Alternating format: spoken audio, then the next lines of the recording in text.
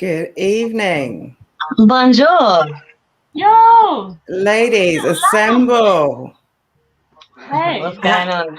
How are we doing? All Gang, good. gang. Introduce yourself, ladies. Let's go from Shall I top start right. Yeah. It's me, Queen P. No loose chat. You know how we do. We out here. Let's Whole go gang down outside one. with it. Sophie, introduce Is yourself. it me? Hey, hello, I'm Sophie Cody. Mine's got a weird lag on it for some reason. But hey, I'm Sophie Cody. Good. What's up? Next, introduce yourself. Say hello. Hello, it's your girl Jay Finks. Hello, how you doing? Hello, Jay. I didn't realise we was going live straight away, so I'm like, whoa! Here we are. It's live. It's all happening. But No we're green women. room We can work with experience this. today. We can work with this. Happy International Women's Day to the ladies on the panel, to everyone tuned in to Premier Battles. Thank you so much for hosting this conversation. What we wanted to do was just have a conversation about women in battle rap in our scene over here. Very wide-ranging conversation. We, as women in the scene, want more of us. We'd like you to want more of us too, and we all kind of want to see how we can best make that happen, where we are now, how we got here, and where we want to be in the future, and the best way to kind of go about that. All voices are welcome. I think Briggsy's going to patch in people if they want to join in. I think there's links in the stream. I don't know, Wagwan, Whitetap. I can't see the chat, so I don't know what's going on. I'll check in there. But I think how we'll start is, if as women, all of us in the scene came in at various stages, I'm still new to things. So there's a lot of people, a lot of things I still don't know. So for me and for everyone, I think the best way is if we start by basically just sort of introducing how we came into the scene, like how we were introduced to the scene, what made us sort of stick around, if we left, if we came back, what basically our time in the scene and what kept us here. Do you want to start, Paris? I shall. What my time in the scene has been long-ish. I've only been kind of active, like working the scene, shall we say, since Gifted the Gab. So we're talking like 7 years ago now, 8 years ago. So it's been a little minute, you get me? But I've not met you before, Paris. What do you do? Say that again, sorry. I've not met you before. What do you do? I'll tell you what. I'm a co-owner of No Loose Chat with Snoop and Tally. And I'm also a motherfucking prolific ass rapper. An absolute legend in the scene. Not to talk about ages here, but Paris has got is it 20 years in the game, Paris? Absolutely. So absolute wealth of experience as a woman in hip hop, as a woman in battle rap. She brings the experience as a league owner, as a supporter, as someone who's involved with battle rappers on a personal level, as a woman in the scene who's here to sort of promote other women, as a new woman coming in as well. Paris has been instrumental in support, advice, encouragement, all of that. So a real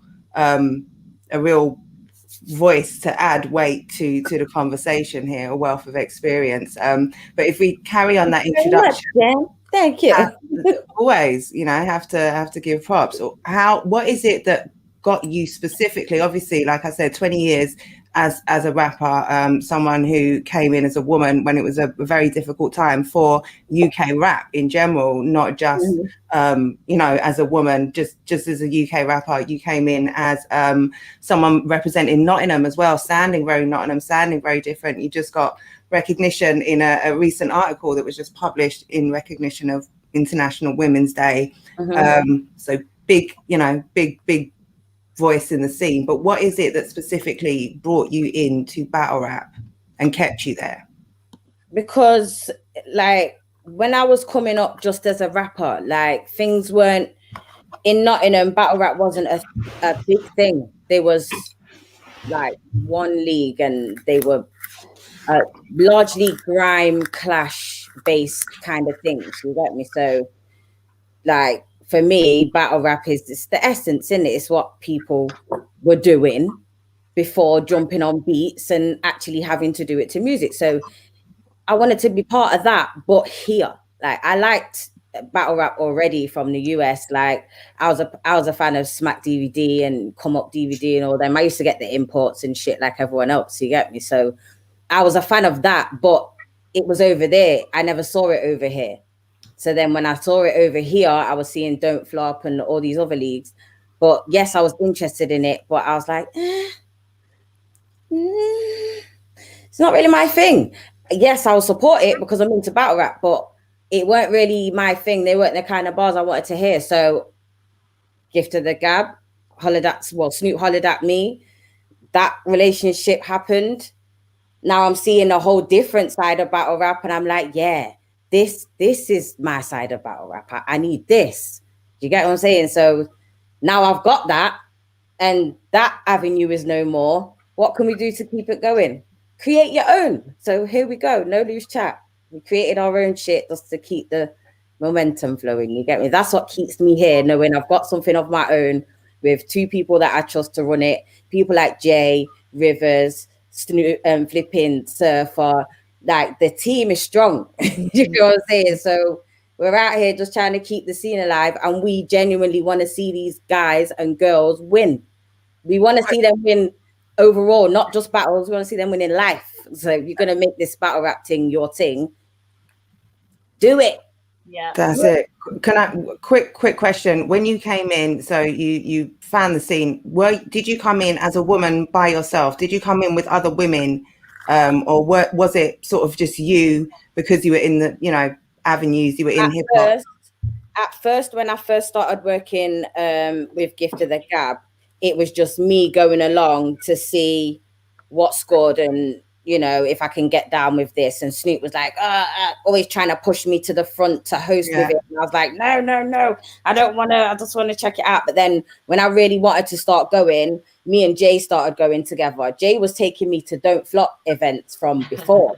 Okay, so me and Jay was rolling to like Don't Flop birthday events and rolling out of town doing mad road trips and shit to like battle rap events, like whole weekend events and all these things. And I'm seeing this saying, no, this is mad. Like me and Jay need to be on this thing properly. So me and her then started hosting Gift of the Gabs, and it just worked. So you get me? So perfect segue then. You weren't really anybody else. Me and Jay was rolling out. That was it. That's kind of what I expected you to say. So I just wanted to kind of make the point. Did you come in by yourself, or was it a very small sort of number of women around you? Because that's my experience I'm finding. So yeah, segueing into Jay there. Sophie, we'll come to you next. But Jay, what was your introduction? How did you come in as a woman into battle rap, and what made you stay?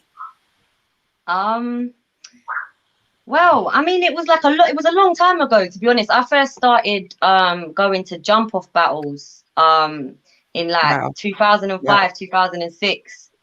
And a couple of, because I also make music, so I've made music since kind of 04, 05. And so people that I was around were starting to battle, so then I'd end up going to jump off or whatever. And I always watched like Smack DVDs. Like I'd get them. I used to work in a cab office, and there used to be like a DVD guy that would come in. When they come in with like the big stack of DVDs, I used to always get Smack DVDs. But I didn't. There was a massive difference from Smack to what I was seeing at Jump Off. A total different like thing. And then obviously when Don't Flop started, I wasn't really with it at first, to be honest. I started watching Don't Flop probably 2010, 2011. The glory days. And the glory days. And then obviously hosting Gab along with P. See, P, you made this story so much easier for me. I love you, man.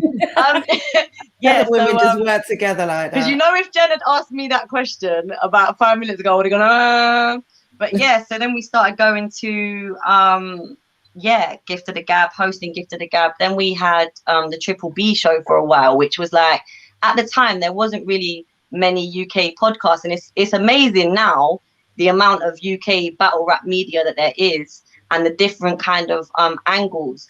Because at the time it was very kind of it was very niche.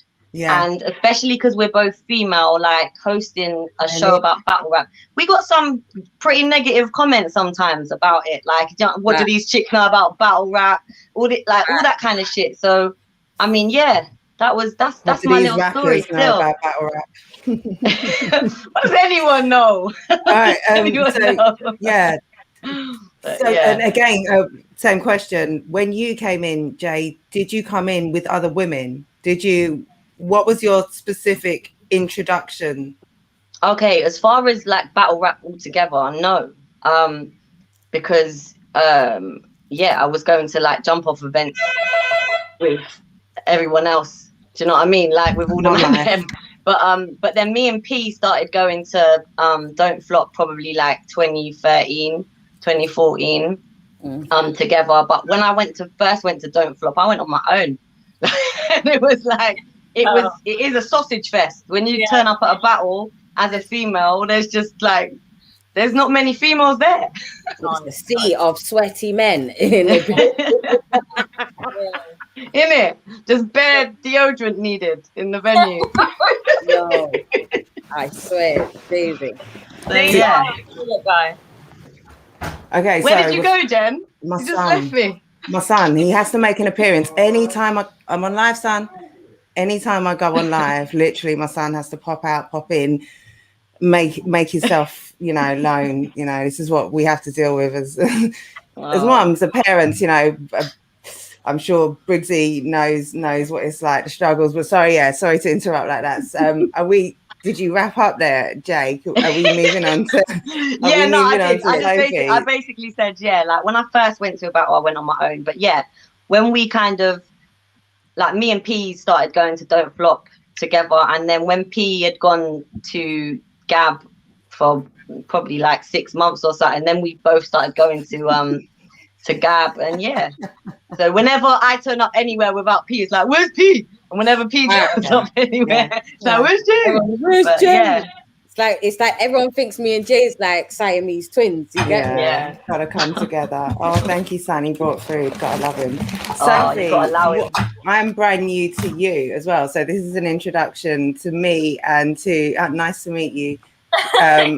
Introduction to me, and give the same introduction to everyone else. Guys, I'm not all involved in like hosting things, and I've been put at the front of the odds event just because I have a big social media profile, but I'm getting more involved in the behind the scenes stuff, and I'm really enjoying it. It's something that I've been like, I was like old school on the forums writing my lyrics out and feeling a bit cool, that was me. And then I never wanted to go to the events because I was always concerned about being a girl at the events and being by myself, because you watch the footage, especially in the early days, and you watch it and there aren't any girls there, and it was always a bit like, I can't really do this by myself. And what was your entry point? Sorry to interrupt, I want you to carry on, but I was just about to say, so I ended up getting a boyfriend who was a battle rapper, and we were together for a very long time, and eventually I sort of tagged along and sort of hid myself in the back and just got to sort of know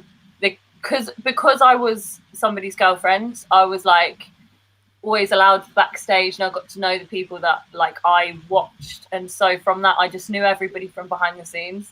And again, you came in as a woman by yourself. Well, I had the protection of a boyfriend, so it was always like one of those things where nobody was ever gonna be out of order to me, or I just mean in the sense why I keep honing in on this point is that I find that women who come in don't come in with a group of girlfriends. It literally is, they come in because generally they love what they see and they stay, but you have to try and rope your female friends in. Generally you're not successful because it's niche. I feel like hip hop generally for a long time has been very anti-women, like hip hop generally, and it's only recently, like in the media, that we're seeing more female rappers who like have more of a presence. Do you know what I mean? Like there was always the odd one, like you had like the odd ones who were like a respected because they were associated to somebody, but there was never really like standout women by themselves who just, do you know what I mean? I think in terms of just culture, society generally, we've come an awful long way. But I do think there's hip hop has always it's been a double-edged sword. There has been misogyny, but I think there has been a big embrace of women, different types of women, and of women's art from the inception. I do think women have played a very valuable, maybe not recognized as much as it should be, but I do think from every stage and inception, like they might have been underappreciated, they might have had to work twice as hard, they might have had to change, but I do think, yeah, it's there has been, you know, lots and a lot of content is quite, you know, what you would call misogynistic, but I'm all there for it. I was just talking the other day, you know, last night about the Kings versus Queens stream, talking about men battling women. Someone saying I wouldn't want to battle a woman because I have to have manners or something, and I'm like, no, leave your manners at the door. This is war. Like, don't. That's patronizing to a woman. Like, I don't want your manners. You can't be polite and win. So I think there's always a space for. There's always been a cringe towards women talking so like in such a vulgar way as well. Do you know what I mean? Like, we come into these events and we swear and we talk about our pussy and we say, do you know, all manner of things that guys will be like, oh my god, like how can she say that? Like on a. I think it's only like that over here. It's because England's a little bit more conservative, so for us it's cringy, but in America that shit that's normal. You watch any of them female battles over there, that it's like second nature for them to talk about their pom pom and how much battle rappers they've slept with and this, that, and the fourth. You get what I'm saying? So the level of vulgarity over there far exceeds ours. Like, and I'm not saying. I just mean like generally, as a generalization, guys hear women speak like that, any women speaking like that, and they tend to like. Can she say that? Is it funny when she says that? Like, can we laugh? Like, I'd kind of disagree. I do get. I get. Sorry, what let you're me saying. just make a quick point. I'd kind of disagree slightly in that in mainstream rap, I think there is a bigger argument that certain guys will say, I don't want to hear Nicki Minaj or Meg Thee Stallion talking about how good they suck dick or what Cardi B says. Like, they don't.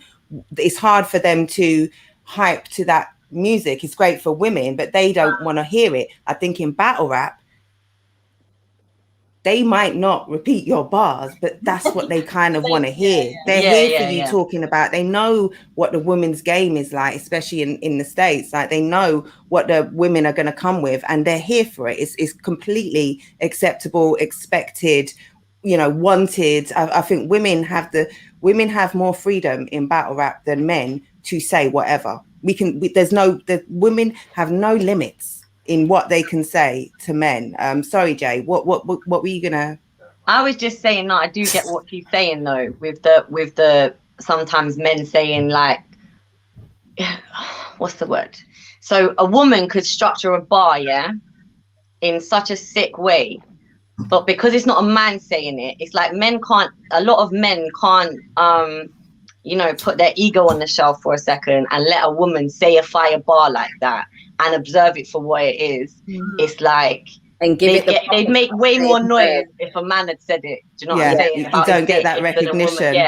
But isn't that just a woman's work? Like, a woman's work, you know, you do have to work twice as hard to get that same Paris as a league owner. I'm sure you know, Jay as a rapper as well, someone in the industry, when you're trying to compete in a man's world, this is a man's world anyway, but this microcosm, this subculture that we're in, this community that we all, you know, love and care about and give a fuck about, is a super duper man's world. And, you know, we're not trying to dominate or to take over, but it's just, this will bring us on to the next point, because this isn't a women have rights, we want half, give us half of your stage, that's it, give us equal pay, give us everything, just because, you know, we're women and we for the sake of it. It's not that. I think there are various benefits that women in any scene, any subculture, in any, you know, in anything like this, there are various benefits that women bring to the scene. And I think that's not really spoken about enough. As women in it, I'm sure we all want more women around. I'm sure as men, there are things that you can probably recognize, and we'll definitely get to that later on down the line, what, you know, men think that women can bring to the culture. But that's something that I really want to drive home and talk about. It's not for the sake of it. What can we speak about some of the, you know, specific things that you get from having more women in the scene? Does anyone want to lead with this? When you say in the scene, are you talking in terms of battling, or are you talking in terms of in the crowd? All round, in the craft, in the field. So in terms of battling, like, P will agree with me that, like, for years now, we've been trying to get chicks to battle on Gab, been trying to get set up female to female battles, and there isn't many females that, and people often say to both me and P, like, oh, wouldn't you battle? And it's just like, I'm not a battle rapper. Like, I can rhyme words well, but like, yeah, I'm too sensitive for all that. You know what I'm saying? Can we kind of get to that in a little, we will thoroughly address that, because that is kind of the nexus and the crux of so much of this conversation. I'm just talking about in the scene. So yeah, but as battlers, as, you know, people involved in leagues like you and Paris hosting, camera work, like there are all sorts of things that people, men generally, contribute to battle rap media, just in the crowd, as a ticket holder, as someone who buys merchandise, as someone who shares your stuff on social media, as someone who brings people to events, like just in all areas, the benefits that having more women fucking with the scene can bring to contribute will be as good as having any other human beings contribute. I just feel like women, but specifically the thing that women, I'm not sure that women can bring anything different as such. I just think that women don't feel safe in those spaces to contribute, and until women feel safe enough to be in that environment, we're not gonna find out, really. Do you know what I mean? I guess maybe more, we have better in terms of reach for social media and stuff. Like, I know that's why I get brought in on a lot of stuff, is because I get a lot of men view my Instagram profile, and so therefore, like, people will look at what I'm doing in terms of a personality.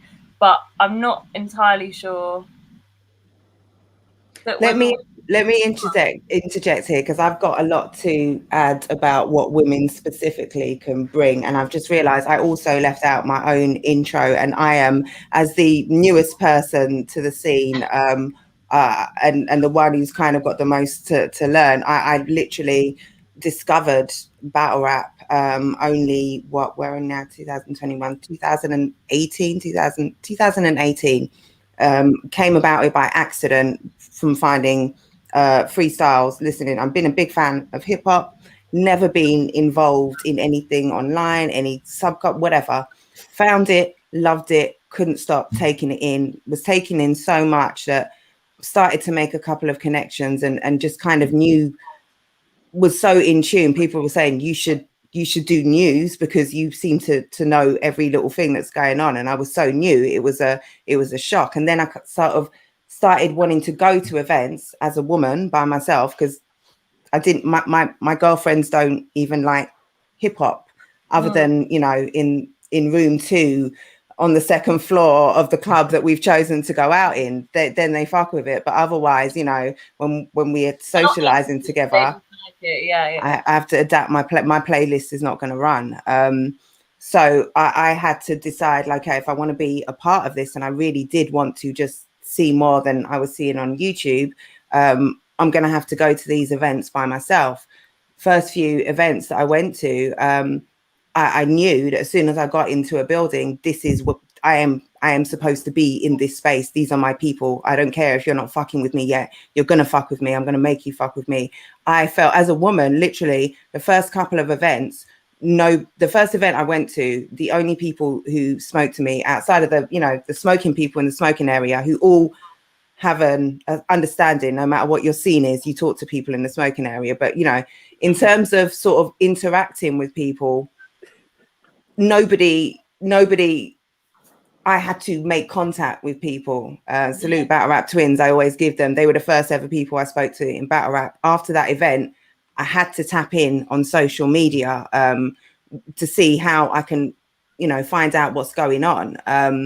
One event led to another, got to know sort of more and more people. And I have to say that my experience overwhelmingly, because this is an overwhelmingly male scene. I know very few women in the scene. The women I do know, I've got amazingly close with, or, you know, most of them I've got very close with, or maintained good networking links with, or, you know, just got a good understanding with very quickly. But overwhelmingly, all of my contacts have been men, and 99.8 of those have been positive, have been welcoming, have been respectful, have been embracing. I understand that's not the experience across the board, and one experience that I was completely out of order, like fucking bang out of order, the sort of thing, if I was a wallflower I would have been gone and out of this, and the sort of thing that is pretty standard, and I know it is tame in comparison to what a lot of women in the culture have been through, or experiences that people have had, or, you know, just whatever, just what is standard, just even as a woman, just standard to get randomly abused, whatever. Right. I have to say, though, my personal experience is just one of respect, embracing this, you know, and just fucking with me as a woman who's kind of just found this thing and just been like, hey, I'm here, like, let's do something, let's work. So I think maybe the reason my experience has been so different is because I am somebody who sexualizes myself. So I've been a sex worker for a really long time. And so, again, bring it back to my social media. My social media is very open. It's very sexualized. When I go out anywhere, I like to put my heels on. I like to get dressed up. I like to look nice. I don't expect to be, I don't know. I don't want to say I don't expect to be approached, because I definitely do. But I don't expect to be treated in the way that I have very often been treated in that environment, even as somebody who sexualizes myself. Like, it's just very non-consensual sexualization, because you're the only girl in that environment. So you get it, like, it's intense. Do you know what I mean? But if you're the only girl in that environment with, like, I'm not, and in saying this, I know, but if you're the only girl in that environment and you're like, you're all out of doors, like titties and everything. Out like I'm not saying it's your fault, but I'm just saying it's like, it's to bring it back to battle rap, that isn't something that is specific to our scene. What I'm trying to do is just kind of really contextualize this and speak about what we can do for women in our scene. That's a societal issue that we're really kind of not going to solve. And something that I struggled with initially, let me just say, something that I struggled with initially was being a woman. I'm someone who, like, I love to get dressed up. I love to accessorize. I love to look cute. I don't have, you know, the biggest of boobies, but I love to have a little, you know, 6 o'clock cleavage. I like to look nice, and I don't feel a weight. That's all I got. That's all I got, babe. That's all I got. But Jenn, you know, I like my girl said 6 o'clock cleavage, you know. Yeah, I equally like to do the hoodie. I will come on stream purposely, no makeup, hair looking rough. I've come on dressing gown, cardigan, all of that.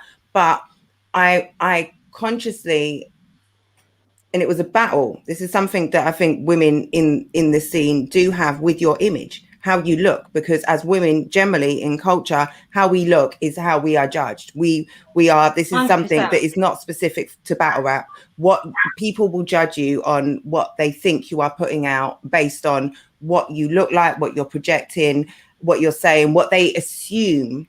All of those things, women, as every day walk into the shop, you have to deal with. So that's not something that we can sort of make specific to. But what I was going to say is, the thing that I've really worked on consciously is that I will consciously now put on something. Like I like to, when I want to, feel like I look nice and my makeup looks good and my outfit is sexy. Like a woman, that's it. And I'm sure you, like, and I am consciously combating any thoughts that I have where, oh shit, I have to tone myself down because it's a male audience. No, male motherfuckers, all of you, yeah, you're going to get me like this. You're going to get me in a hoodie. You're going to get me in my dressing gown. You're going to get me with my hair messed up. You're going to get all of it. And at no point am I going to expect you to objectify me, to take the piss out of me, because that's not what I'm here for. Like, I'm going to talk to you the same. Girls, though, we all want to dress like that. Do you know what I mean? I'm saying, if we're talking about bringing groups of girls in and like making it a more female-friendly environment, then it shouldn't be an issue. Do you know what I mean? This is what I'm saying. This is why I'm actively trying to. This is, and we do need women to feel like, however they come, they should feel. You know, what I'm saying is, this is a tender issue. And I kind of want to kind of get spoken about. It is, because there is this is a fine line. Like Jay said, if you are the only woman, often we are the only woman in these spaces. And it's something that we have to deal with in society. So if we bring it into context in our scene, the first few events that I went to, like I say, I like to look nice, but I was very, very conscious. And it's not a good thing. It's not a right thing. No, it's not. I was very conscious that when I'm going to these events and nobody knows me, if I am looking too sexy, if I am looking too like I'm looking to get looked at, and my outfits were hella fly, like I was just covered up, like you're still going to look at me. I'm still sexy as hell. I'm in a hoodie. I'm in a t-shirt. I'm in jeans. That's it. Like, look at like Paris right now. This is look at Jay right now. Please go on, Jay. Can I just go back to what I was saying? So what I'm saying is, I'm not saying that you shouldn't ever dress like that, but all I'm saying is I've seen for 15 plus years, the reception that going to a place that is predominantly male, the reception you get when you, even when I have worn like a high top, but I've got like tight jeans and boots on, high heel boots on, I get talked to different than if I turn up in my hoodie and crepes. And it's facts. Like, even at a like hip hop, other hip hop thing, not at battle rap, but like it's whether as a woman you can just like think fuck it, like what you were saying, and just go anyway. But where Sophie's saying people don't feel comfortable because it is so, but it's the same as like, it's the same as any other male dominated place. Say you went to the pub on fucking Derby Day or something with a low cut top on and a short skirt, you're gonna get a different reception than if you roll in there in a football shirt and jeans. Like, I worked before I was involved with battle rap, and I used to go to predominant male events. I used to go to big skate parks where it was all boys and they didn't respect female athletes and blah blah blah, and it was a very misogynistic environment. But I was never treated how I get treated at battle rap events. Is very different for some reason. What do you think? It's based around hip hop and the culture of hip hop generally, and how it has been for a long time. I don't know if it's that, but it is very different to other male environments that I've been in. And what do you like when you say how you get treated? Like, can you give an example of like? Anytime I go to an event, I'll go to the event, everyone will be great, lovely, everyone's super nice to me, and then I leave that event, and then you go onto the forums, and you've got every Tom, Dick, and Harry going, did you see that girl? Yeah, she looked like a slag. Yeah, she looked like this. And I'm just like, what? Like, because all right, forum culture is going to say that regardless. I can imagine. I can imagine. Like I got cussed in, or one of big forum star. I don't talk his name. It's your platform, Premier Battle. So Bootleg Ben like cussed me for sitting in my dressing gown, talking about how much space I had in the shot over my head in the front head camera. Like I was in my dressing gown. Oh, I wasn't. I was in my cardigan. So the next one I purposely put on a dressing gown, but I'm sure that was talked about. Like forums talk about whatever, and it's not great. Let's call it what it is. You're talking about slut shaming. That's not great in any society, but that's not something specific to battle rap. And the forums are, sorry forum guys, pretty nasty place sometimes. Oh, so they are. They're proper. The forums are going to be nasty. They're going to be vile. Like, what was your experience like in the building? Because you're saying it was when you came home afterwards. Because what we want, obviously we want women to be respected across all platforms, but we certainly want women to feel like they're coming into events where they're safe, where they're not going to be touched or disrespected, or, you know, but also, like I say, this is a fine line, and we don't live in a world where there isn't sexism, where there isn't prejudice, and where women aren't judged by their appearance. And unfortunately, we are not going to change a culture overnight. And this is why I brought the point where when I came in my first few events, I was very conscious, and I shouldn't have to be, but I'm a woman in today's society. Like, I walk out my house and try not to be raped on a daily basis. That's what women do. Like, so when that's a fact. So we can't talk about battle rap as though it's some special little thing. It's overly male dominated. So it's going to be even more of a playing field that women have to navigate. But can I just say this?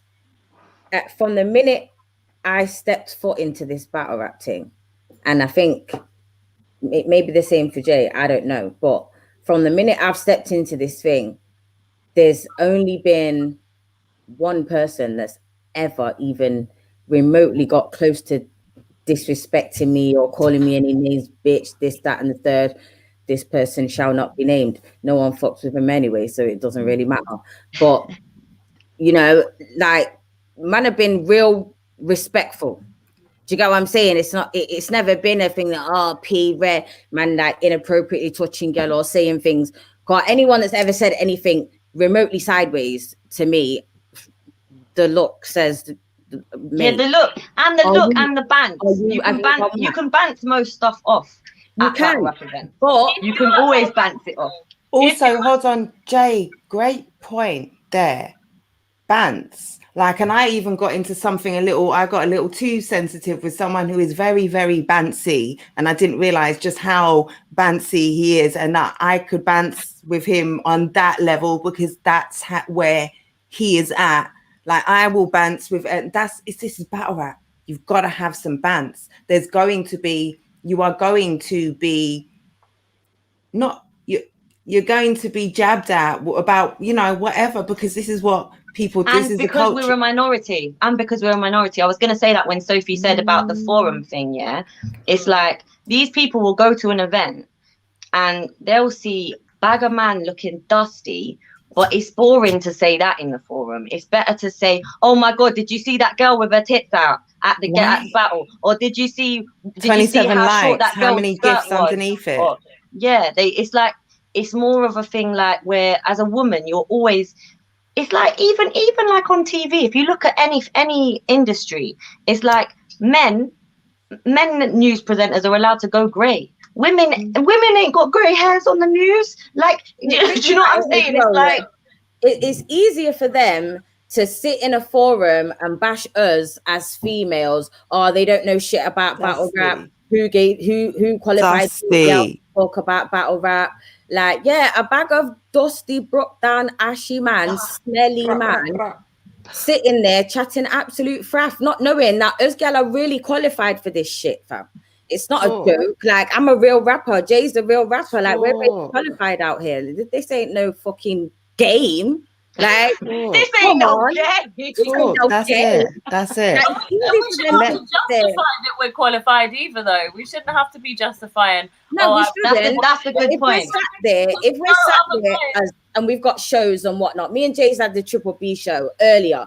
We were like we were actually the first to have a battle rap podcast run just by girls. And we're talking about battle rap. We talked about a lot of other stuff, but battle rap was the main focus. The amount of standard we got for that was crazy. Listen, do you remember that guy? Well, I can't even remember what his name is now, but he's a battle rapper. And do you remember he reposted Triple B show on Facebook, like, these girls don't know nothing about, delete your show and all this stuff. I can't remember what his name is, but I will remember. And that's how relevant he is.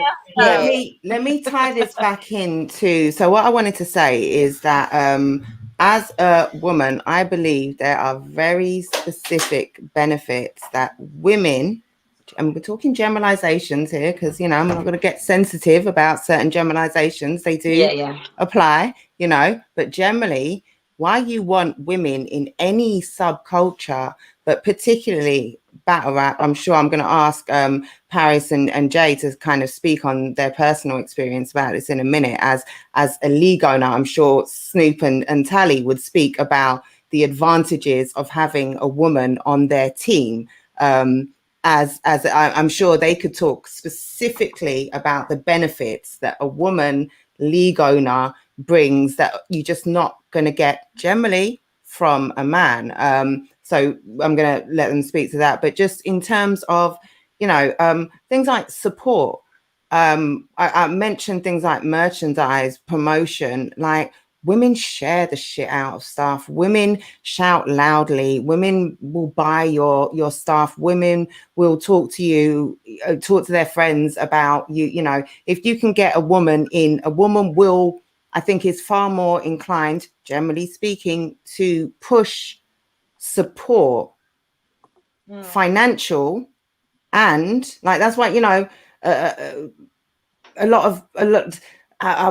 would imagine a lot of the support on social media, you know, if you could have that women support, sharing your stuff, sharing your clips, saying, I'd love to go to this event, you get these battle rappers knowing, okay, I'm going to be, you know, this is a feminist, we're talking business here as well. This is not a particularly feminist angle. I'm just but like, you get the battle rappers knowing that, okay, there are women turning up to events, women who feel comfortable in these spaces, women who also know bars, women who aren't going to be impressed because you said some shit or you came in a fly pair of trainers. Like, involved women in the scene. Like, I again, speaking from my experience, I'm new here. I'm media, but I'm very much involved. Like, I love this shit. I care about the people in it. I care about the women. I care about the men. There aren't enough women, so I really care about that side of things. And I think because there are so few women who are tapped in and involved, the people that I do, the men, again, hitting on what I said, what Paris said, 99.9% overwhelmingly respectful, but also just appreciative that a lone ranger women, because all of us are, we kind of then click together, because that's what we kind of have to do. Because when you see another woman who, you know, is just in it like you are, you want to attach yourself to that. It's in a niche anyway, so it's nice to find other women who like already so niche. It's already so niche. So you don't know many people who are in it, and even fewer women. You don't know them. You have to find them. You have to come in to find them. But where was I getting to? What I was saying to, just coming back to benefits, having those women in the crowd, having those women promoting, having those women maybe being involved in, you know, doing sponsorships, I think pay-per-views. A lot of come to events as well because there's no girls. I think there's a lot of boys who don't come to. All the boys that I've spoken to, who I've said to about coming to an event with me, have all said there's no girls there. Like, I think the core, like, if you're a battle rap fan, you're going to go to, if you're a battle rap girls, it's just going to be men fighting with each other, and they all think that it's going to be that, and I'm like, no, it's actually mellow and everyone's cool with each other, just come, like. But yeah, I think it puts men off. I think there's got to be a level of interest for somebody to come to a battle rap event anyway. Like, I mean, even if they're not into battle rap per se, they've got to have an interest in rap or words or rhyming or something to come. Like, and if they're not gonna come because there's no chicks there, then that's just. There's other places they can find chicks. I don't blame man for not wanting to come to an event. Hold on, I'm gonna segue to that point in just a second and ask, because Jay, you always seem to just draw it naturally to the next part of the conversation. But I want to go back to no, literally natural segues. But I just didn't touch on. I want to touch on Paris's specific experience, and even you can then segue to that. But the next point is, where did all the women go? Because there were more. There wasn't a substantial amount, but there were definitely more women. So what happened? So we'll go to that next. But just Paris, like I said, as talking about specific benefits that women bring, because this is not a just for the sake of it. There should be more women in the culture. What are the specific benefits that you feel as a woman in the scene who has been around for a long time that you know you bring as a woman? Well, obviously, I've got the skill of being a rapper. I bring that automatically because I'm a rapper. I know about bars, so I am able to spot a talented rapper. Do you understand what I'm saying? So when we're, for instance, when we're booking battles or looking for new talent of men that are not, or females that are not already battling, I'm able to spot them. I'm able to A&R the battle rappers, the new ones. Do you get what I'm saying? So that's something that I personally bring. And I'm organized as hell. So like, when things need to be done behind the scenes, like Snoop and Tally will tell you I'm meticulous with it. We're on the phone call, like on a freeway, going over things over and over and over, maybe the same thing, like over again. But I'm trying to make sure this shit is right before anything gets done. Snoop's the same though, to be fair. Do you get me? So yeah, meticulous. Yeah, the balance is there, but I want to, I don't know, to get. Can I just remind you of something? A conversation that me, you, and Snoop had the other day about him saying how me and you are we're very good at speaking to certain people, where a situation would get into a point into a madness if a dude was to speak to another dude in it. When me and you speak to certain people, even on a kind of personal level, like where people are struggling with certain aspects of life or some beef that they've had with someone at an event or whatever, like Snoop, me and P and Snoop were talking about it the other day, that there needs to be some kind of, like, for want of a better word, like battle rap welfare or well-being, like, you know what I'm saying? Because there's so many people that are like going through that come into battle rap as a way to kind of direct their energy to something. Do you know what I'm saying? But they're actually battling with other stuff. So and they might feel more comfortable speaking to a female about that than speaking to a guy from the battle rap community. This is why I wanted to harp on that point, because there are specific benefits, and I know you two, because you've been around and involved for so long, know specifically what you two as women bring. And again, with speaking generalizations, but those interpersonal skills, those nurturing skills, and also just because, again, we're talking real life, realistically, this is it's an ego-driven sport anyway. Men are naturally more egotistic. There's a competition factor, and it's competition, it's ego. You don't necessarily have that with the women involved. It is, and it's great. Part of what makes it great is that it's ego-driven, and that it is, I am the shit, I'm better than you. I can't let my guard down. I can't be vulnerable. I have to be, like, there's that big bravado factor in it. There is. And then after a loss, that bravado, the damage, you see certain men come in 2 foot shorter than they walked in the event. Leave the event 2 foot shorter. Like, their ego gets bruised. Come on, Paris. I think like Jay said, things like that, like when man lose battles and that, like certain man feel like a level of depression for like a week and then bounce back. But if they've got maybe they got someone to speak to in that week that can just like bring them back and be like, yo, you get me, don't worry, it's one out of how many. Do you know what I mean? Just it's a sport, like a pet sport, isn't it? If you want to say that, you get what I'm saying. So we're essentially, as league owners, we're like coaches, because we're coaching these men through their careers. You get what I'm saying? That's that I speak to battle rappers on a daily basis. Like, it is not a joke, and I can't say I'm tired of speaking to these men, because it's my job to do so. You get me? And I do get great insight. I get some great insight from them. They get some good, like, knowledge and wisdom from me and from Snoop and Tally, and we just try to keep them like motivated and keep what's the word? The camaraderie. The morale. Yeah. Yeah, morale. That's it. Yeah, no, The that's morale. it. Women are great for that. It's that nurturing spirit that, again, generalizations and those interpersonal skills, and battlers might feel a lot more comfortable, you know, in the stuff outside of the ring, outside of the bars, not disrespecting that you two both have experience with bars, but, you know, just that stuff that isn't necessarily the dynamics of it, you know, the strict logistics, the stuff that actually allows you to be able to battle, to be able to go and write incredible stuff, to be able to withstand the bullshit that you might be getting, the backlash online.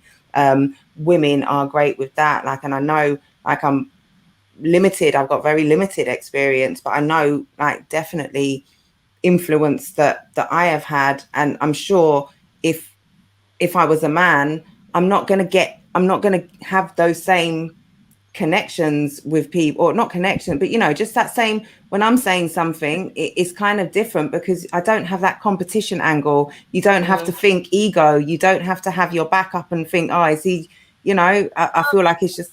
By the way, they've put the link now so people can come on and ask us stuff. Let's now move on to the next question, and I think this is something I need to sit back and listen to and learn. Where did all the women go? Not that there were many, like I said before, but the women that were here. What? Wow. So I'm reading the comments. You're not reading the comments. No. Where's the comments? Because I haven't seen any comments. So I just see some of the comments are flashing up on the screen, but I'm kind of. But some of them are. Where's my eyes set up? I kind of want to listen. If there's something that I need to, Briggs, is there something I need to tap into? But I want to. Big up Joy France, man. Joy France says she's brought over 25 women to their first battle rap event over the last couple of years. Joy France is an amazing woman, and anyone that hasn't heard of her needs to go and check her out. Joy, I feel like I follow you on Facebook. Could you please send me a DM or something so I can make sure that I do? If I don't, that's incredible. Like, that just sounds 25. 25 is such a it's an insignificant but such a significant number. I can't imagine. Listen, when you see the amount of 5 women in, I can't imagine bringing 5. I loved it and I'm wanting to battle, but there were some really dodgy moments. There's been some dodgy moments that means others will never go to events again. Okay, so where did all the women go? What are these dodgy moments? So Jenn, are you aware of what happened with the Danny Ramsey situation? Is that the battler who? Oh, I don't want to say much.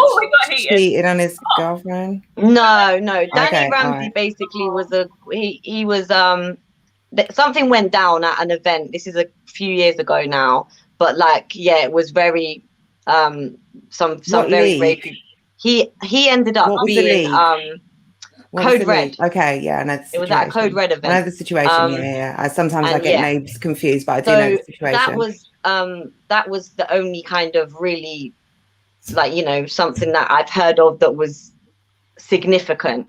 I mean, there have been little people. Everyone's going to have had their different run-ins with people at events and stuff. But when you're asking the question of where did all the women go, I think a lot of women that used to be at events were partners of battle rappers, and when they break up, the women don't come no more. But there's but there's also a lot of females that like kind of come and then don't for a bit. And I think there's also females like, you know, me and Paris, where we both have children, and some events we just don't reach. But having gone back and watched back, like, I knew you two before. Children, and some events we just don't reach. Hey, what's up, y'all? I'm so sorry I'm running late. Mum life, hashtag women doing it all. Oh, sorry, I've got an echo. Can you hear me? Yeah. We can hear you. Okay, how are you ladies doing? Sorry, I'm just joining you lot. Just had a baby recently, you lot, so yes, I had my hands full. Like I said, congratulations, women doing it all, mum life. Thank you. You were churning out the content over the weekend as a battle rap media personality, you know, whilst brand new born baby. What do I miss so far? Can jumping in like this? No, don't be sorry. Like, the more women, the merrier. We're talking about how few women there are in the scene. And like I was saying, I was just mentioning, I knew who Jay and Paris were before I knew Jay and Paris, because just when I see, and even Sophie, like when I'm seeing Sophie now, I know those faces, because before I said to Sophie at the beginning, I don't know who you are. When I spoke to Jay Paris first time, I didn't know them, but I knew them. I knew they were someone in the scene, deep in the scene. You know, I knew of their involvement because they're unicorns. You know, there are so few far between. When I found Phoenix Fire, you know, when I found, unicorn, it's unicorn shit. When I found Tanika Tan, I was like, oh my God, there's another woman in the UK who does media. When I found Phoenix Fire, I was like, oh my God, there's two. Are you fucking joking? And then when I found out, you know, Paris and Jay pioneered with the B, I'm going to get names wrong, so I'm going to do it. Like, when I found out, that women have been doing this, it's like I have to tap in with these women. Us women are kind of very tapped in, and, you know, you're going to see prominent women's voices coming soon, unavoidable. But I kind of just want to get back to that point. We'll talk about that for going in the future. Also, how are we doing for time? Briggsy, are we okay? Cut off at an hour, or are we just? I'm not in a rush, so it won't cut up. But I just want to know what PB is saying. You can DM me, Briggsy, or put it in the chat, whatever. If we're good, if we've got a guideline, okay. All right. So if we get back to that point, because I think lots of things where I like. Okay. I'm sure she'll be back. Lots of things are, I like to, because I wasn't here, I like to talk about what happened in the past, not to drag out or not to bring back up or to just be gossipy, but to understand where we are now, right back. To understand where we are now. In the chat and then disclose the whole thing. Yeah, no, where we are now is because of what's gone before. So I really kind of just want to establish. So there was the one sort of standout Code Red incident. I'm sure you're saying names that mean more to everyone listening and more in the chat. And you guys, I know bits. I don't know specifics, but I know that that's enough to maybe deter some women. Are there other factors that maybe we need to just mention here? There might not be. I just don't know. Other women who have come forward with things that have happened in this scene, not just here, but in America, let's just drop that one. The way those women have been treated for talking about their experience has been disgusting. Definitely. When people don't know facts of any situations and they decide to come forward and talk about women who have expressed being a victim of said thing that nobody has the details of. It's always the woman that's talked about like shit.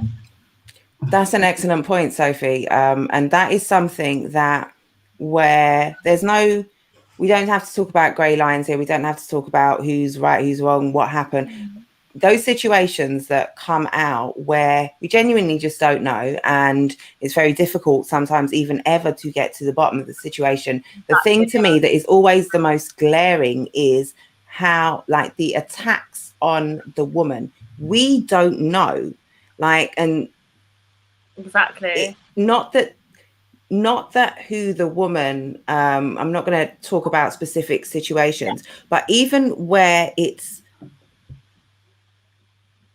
who the woman is, what she stands for, how she represents herself, you know, it's never a woman's fault but even in the most tame of situations, let's say, I'm being politically correct here, but even in the most tame of situations, I'm trying not to be. What I'm trying to say is it's disgusting, fucking disgusting, the way certain men come out and attack a woman, like, we're not going to talk about specifics, but someone whose name has never been in any dirt, mud, slander, whatever, to all of a sudden, someone who has been a contributor, someone who's been like pulled into the scene, someone who has never been objectified, sexualized, never been seen in that light, and in fact has been seen in the opposite, in a very positive, not that these factors matter, but I'm trying to be real here. But even someone like that is not immune to being dragged. And all of a sudden, you've gone from being someone who is, you know, a little sister to, yo, she fucked everyone. Yeah, that sort of playground behavior is super childish, and it doesn't make women want we've got to. A lot of that, and we've got a lot of gossip as well in this scene, and I feel like it scares a lot of people off. Like there is a lot of gossiping that goes on. It's a very cliquey crowd in battle rap. It is, and I think it's also, speaking back to the banter, it's a crowd. If you're, no matter your gender, no matter your sex, no matter what walk of life you come from, if you are not politically correct here, if you're soft or sensitive, you're not going to stay long. And that's a fact. Whether you're male or female, like if you come to an event and you take a bit of stick, or you're like, oh shit, this was a bit aggressive, or why would that, like, if it's not, if you're kind of, but I think if we and it's want not, and battle rap has all sorts of personalities. But generally, you have to be able to take things on the chin and give back. You have to understand that it's a culture where you are going to be called out on certain things. And even if it's in a jokey way, like, you're going to have to own who you are.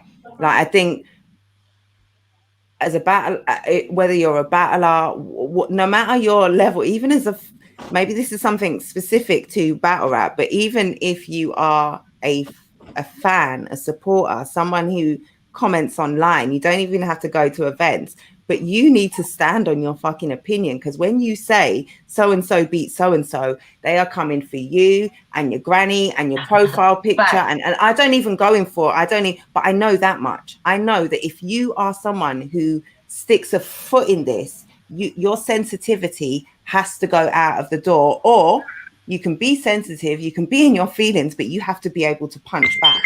And that's something that you're petty on, fam. Battle rap is petty, and you're not going to change it.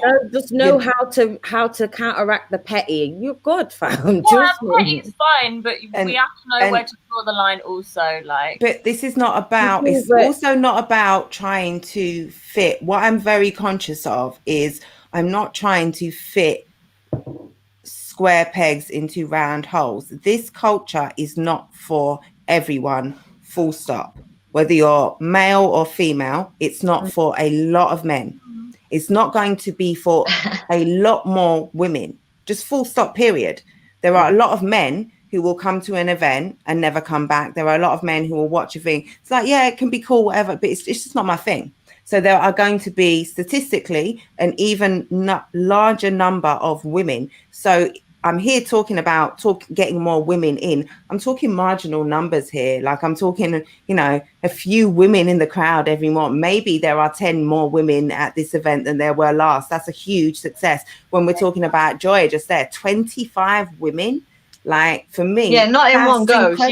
This No, is who she's taken though. Yeah. But I'm thinking, God, how long have you been in the scene? But even if you've been here 10, 12 years, to have brought in 25 women. Yeah, no, that's dope. It's dope, for real. I've been very active, and I cannot envisage a point in the next year where I can introduce one woman that I know personally, hopefully my content and stuff, but I cannot think of one woman that I've reached out to personally and brought in. And if I brought in one woman who hadn't heard of battle rap before, like, you're good. Like, if someone in my YouTube comments said, oh, I found you by accident, I clicked on your thing and now I checked out some battle rap and I like, you know, shotty horror, I'd be like, are you fucking serious? Like, that would be promoted all over my social media. I don't promote a lot of stuff. I'm going to promote that because, are you kidding? I brought a woman in. I brought a unicorn. Like, That's what it's like. I'm not sitting here talking about bringing women in droves. This is a niche culture, and the women who come in, it's never gonna happen. Like, I'm sure men might love women coming in droves. Like, they're not going to turn Jenn that will down. just pull up with some truck full of women, like, I wish I could. I wish I could. Like, subscribe to my channel and let me get big enough and I can pay them and maybe we can make them stay. Like, maybe I can bring the women in droves and we can make them stay. I don't know. We're not there yet. But what I am very conscious of is that it's not about bringing women in just for the sake of it. It's women who are naturally going to be interested in this sort of thing. This is what I was just about to ask you. Yeah, you've got to be, it's not about bringing people in for the sake of it. I'm all about growing the scene, not necessarily mainstreaming it, but bringing in numbers. Like, when our scene over here in the UK and Ireland is a scene right now that needs numbers. We need eyes, numbers. Well, we need events first. Ireland's got quite a lot of girls, actually. I was quite impressed at the Irish events with how many women they have going. That's very true. When me and Joe was at Rappers Fall, they get quite a few females over their events. Yeah. So, okay, need to speak to Rory. How do they do that? What have they done? They've obviously. I was going to say that. Wow. Okay, we're doing outfit changes tonight. I love it. I feel like that might have more to do with what I was going to say to you, Jenn, was like, you're saying, like you want to get more women there, but again, like you also said, it's got to be women that are actually there for the event. Like, there's so many times that females will turn up at events and they're just there to make up noise in the battles, and it's annoying because then we get looked at a certain way when we go to events. Like, are these the females that are going to make up noise? And do you know what it's like? When you're going to watch a battle, like, it should be taken, like, you know, when the battle's happening, like, watch the battle. Like, do you know what I'm saying? Like, there's no point in females being at an event that aren't really there for the battle. Like, that's just what you're saying. But also, there's a lot of casual male fans who are casual fans, and they're never looked at in the same way. That's a good point. That is a good point. You never say, "Oh, you shouldn't come here because you can't follow everything." Yeah, you're not serious. Yeah, true. We shouldn't have to justify our reason for like getting involved in battle rap. We shouldn't have to justify what we bring to the scene or blah blah blah. We should just be allowed to be welcome in those spaces, and for it not to be an issue. Yeah, no, I completely agree with that. Like, anyone should be able to, as long as you don't talk through the battles. Yeah. Oh yeah, don't. Oh God, my pet fear in life is that a drink and fucking Organic looked at me like, bitch, what the fuck are you doing? Like, I'm sorry, I'm drunk. Yeah, no, my pet fear is that one day I'm gonna ruin a battle because I'm gonna have had too much Hennessy and I'm just not gonna know how to act and then. You'll never do it worse than me. I pray I don't. Anybody says anything, you say, yeah, but I'm very conscious of that. Don't be drunk. It's fine. You got away. Yeah, no. But like, see, the casual fan, I guess there's two sorts of. Right now, there is no casual fan because there are no events. We don't know what the scene is going to be like and how soon we can get events. And then also, even when there are events, how many people can you get in a building? What are restrictions going to be like? I'm sure Paris knows this as a league owner. You can't plan for crowds. So I'm very much for the here and now and the realistic. So, and also I think in terms of building a core fan base going forward, you need to bring the casual fan in. You need everyone. Alias just said everybody's a casual fan at first, and it's so true. This is what I'm saying. You need to bring the casual fans in, but what you want is enough. You need that ratio of enough casual fans coming in that there's enough who are like, okay, cool event, but it's not for me. That you've got enough left over that then becomes your core. Again, not experience, but just looking at the scene, this is the way I see it. Like, you need to bring in those casual fans, but you're never going to, talking specifically, again, bringing things into context, talking specifically in terms of women, there are certain men you're not going to get, and just let's be realistic, there are certain women. Battle rap is not going to change for anyone. Society as a whole, and has been and continues, society will kind of lay the standard down as to what's acceptable and what's not, by and large, when it comes to the battle of the sexes thing. We all are tapped into society. We all know when there's absolute outrage over someone, you know, some scan, whatever. We know where we're at in society in terms of what you can get away with women. It's awful to talk about it in these terms, but you know what I mean? What they could get away with in the 80s, and slapping your secretary on the backside and, you know, being very Mrs. and, you know, that was cool. We know that that's not cool now. And we all conform to those rules, whether we're battle rap fans or not. That's we come to events, all of us, with those through that societal lens. So we don't need to adapt that for battle rap. What we do need to do is make sure that, number one, any woman who comes to an event feels safe at the event. I don't think any of us have suggested that there's been any point where any woman at an event felt, well, obviously, I digress. There was the code red stuff, but in terms of the women here on the panel, she knew of people as well. Yeah. Was that at events? And also, Joy France said she stopped. A few of her friends wouldn't come back because of uncomfortable incidents. Yeah.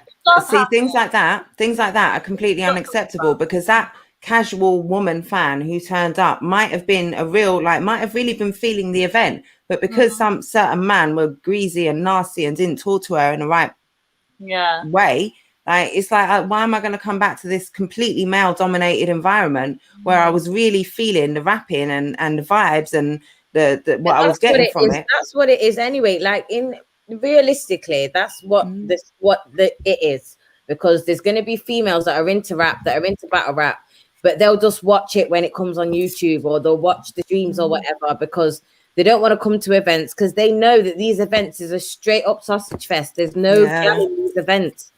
Well, that's why I didn't go to an event for ages. I think you put on your nice clothes and you do your hair and you put your makeup on and you look all nice and you're smelling fresh, and you walk into a smelly room with a smelly man. You get me? These men are looking broke down. These girls are looking nice. Like, oh yeah, it's an event. We're going to make an effort because it's an event. Most of it. That's what girls like to do when we go out. You know, we like to do them things. We should be able to do them things because it's an event. I think we should put in tickets, contracts that man should wear deodorant. Deodorant should be mandatory basic standards. If we see no signs of deodorant or soap or water, you will not be permitted entry. You shall not pass. Oh wow! We'd like Louis, you know what? Can I just say one second, Phoenix? Sorry, 1 second. Leave that comment up, please, Briggsy. Phoenix, 1 second. If there are any men, like we don't want to discuss as an all-woman panel. We wanted to center this around women, definitely. But we want to know what the men. I'm sorry, we're not reading your comments or like only highlighting certain things. But if there are any men who want to tap in and join the discussion, like we really want to hear from you, from your perspective, what you think women add, what we can bring, how we can bring women in. So the link is in the comments. Maybe Premier Battles will drop it again. So like we really want the men to get involved. This is not just, you know, a women's meeting. This is a man's, you know, it's a very male dominated scene. So we really do want to hear male voices. We just want to make sure that it's kind of, you know, we get the woman's voice across. Phoenix. Okay, sorry, Jen. Sorry, because I apologize, babe. If I forget what I'm gonna say, that's it. It's gone. I'm sorry. Don't apologize. No, that's okay. That's okay. I don't know, some of you lot might not know me or whatever, but I'm Phoenix Fire. Do you know what I'm saying? I'm a battle rap blogger, and I've loved battle rap for a very long time. And I've been watching battle rap from back in the day, the grime days. You know what I'm saying? Like something I've always been into. And I do feel that as a woman in battle rap, the main problems that I face is also people criticizing your knowledge. You see what I mean? So it's almost as if like, if you're a woman, you're not really going to know that much. You know what I'm saying?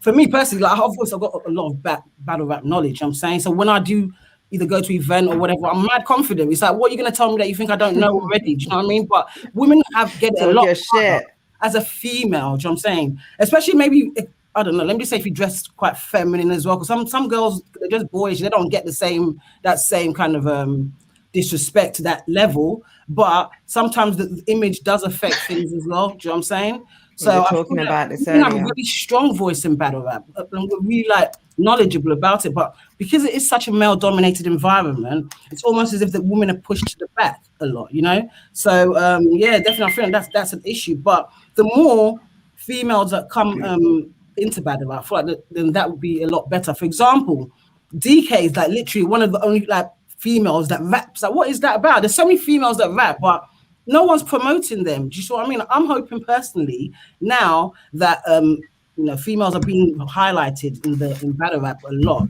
that more females will feel confident to come out. A lot of females can rap, but they might not feel confident enough. Do you know what I mean? Like to face some of these dudes. Ledge is just saying that.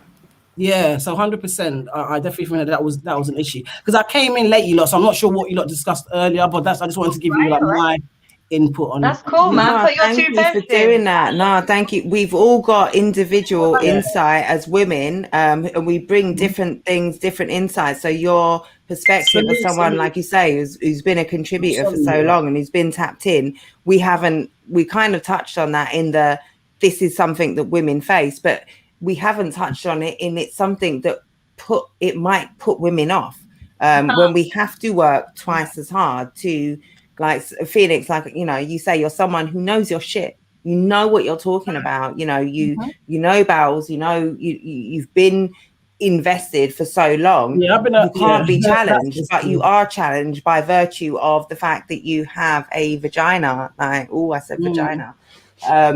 Somebody in the comments said that Kojay's auntie turned up, and O'Shea said he'd shagged her in the battle. So that's so you can understand why women don't want to go. Well, like, hold on. All right, hold on. Wow. No, let me. Perfect segue. I wanted to come back to this Trubs comment. Wiretap says it depends on what the uncomfortable incidents are, though, because if someone that doesn't understand battle rap. If someone doesn't understand battle rap, then any little disrespectful line will trigger them and they won't come back. If that was his uncle, we wouldn't be saying, oh, you know, if he said something disrespectful about the uncle, we wouldn't be saying, wow, you really said that and you expect the uncle to come back. We're saying that because it's a woman and a woman was objective, or something disrespectful was said about a woman. It's battle rap. Women, men, anyone can get it. Anyone can get it. So men walk into that scenario and have that same experience. Like, we're going to have it because we stand out because we're women. An everyday man's going to walk into an event and nobody probably even speak to him. No one would bat an eyelid. Yeah, no, I agree. I agree, but that's kind of the unicorn factor, and you're always going to get that until women are more the norm in the scene. Who mentioned Paris? Was it you or Jay? You said minorities. We're minorities. No, it's you, Jay. You said we're minorities. So minorities are always in any situation. We know this as women. We're targeted. So, and also because of the misogyny of battle rap, and maybe this is something that these awkward conversations, women are easy targets. I fucked your girl, I'm gonna fuck your mum, your bitch give me top. Like it's easy. It's so easy to insult a man by saying I'm going to violate your girlfriend. Like that's just the scene we're in. And hopefully if that is it's one of those chicken and egg things. Like if there were more women in the crowd who were here to appreciate what two opponents were going to say to each other in war, if all of you, if you've got a large part of your material which is just I'm going to violate the woman who you respect, to a more woman crowd, it's not going to hit as well. And the women who you want to impress, because male ego, and we've already talked about how, you know, the male battle rap ego is enhanced. If you've got more women in the crowd, like maybe your material changes slightly. Maybe there's a little more evolution, but it's a hand in hand thing. Men aren't going to cater to a women's ear when there aren't women to cater to. You're going to violate the woman because there's no women in the crowd. Anyway, even if let's be real about this, yeah.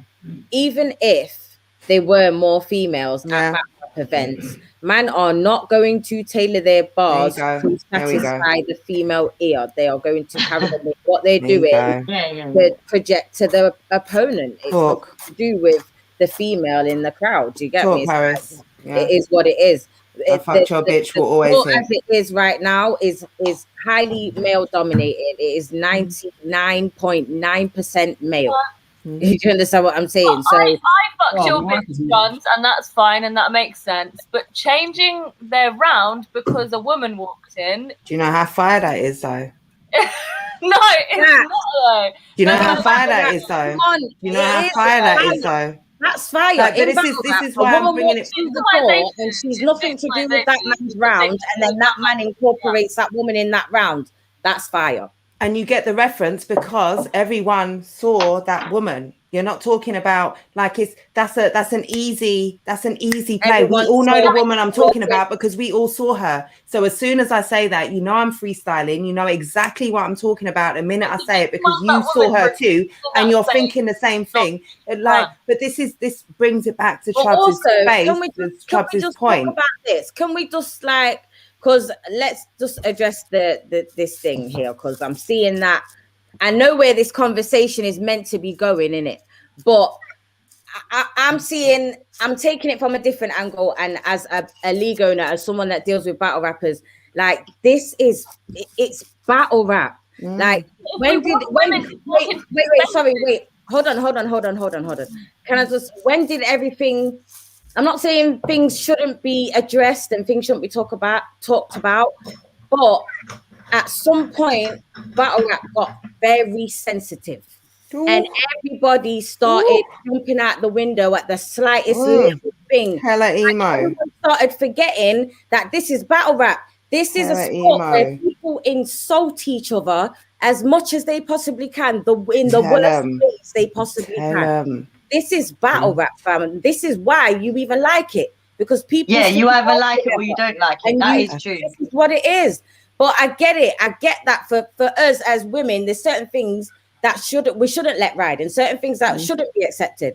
But for me, as a fan of bars and as a fan of the way words are put together, certain times I'll hear a misogynistic bar and think, "Oh, you're." I'm not saying fire. I agree with that. No, I fucked your girl. I'm saying a woman should be allowed to walk into that space first time and not have. No, babe. But this is right. This is what I'm saying. Sorry, Jay, you next. Like there is a fine line, but as you said that, we all piped up and said, "Fire." And it speaks to Chubbs' point. Yeah, you were just hit up, but if you're in this space, you have to be able to take that on the chin and even appreciate the fact, okay, you said something maybe a bit shitty about me, but and it's not the coolest thing, but like if it was me, like I'm gonna feel like, what? I just got called the fuck out, like you embarrassed the fuck out of me, but I'm gonna understand that. I'm gonna understand that I'm game. Anyone in that. Anyone can get it. Anyone can get it. Anyone can get it. And unfortunately, the bar is gonna hit harder because everyone's gonna get it because I'm the one woman in here. So we all know it is in battle rap. It's not okay. Like, yeah, but there's a lot of can I say it's not okay, but there's a lot of places where this shit happens though. Like it's not just battle events. Like if you were to go into can I talk? If you were to go into like any pub on the high street, dressed up with cleavage showing, with legs showing. Auntie was dressed up with no cleavage. I don't think she Well, was. I don't know about Koji's auntie, but what I'm saying is, as a female, you do have to come to a point where you either deal with that attention that you're going to get, or you cover up, which is what I do.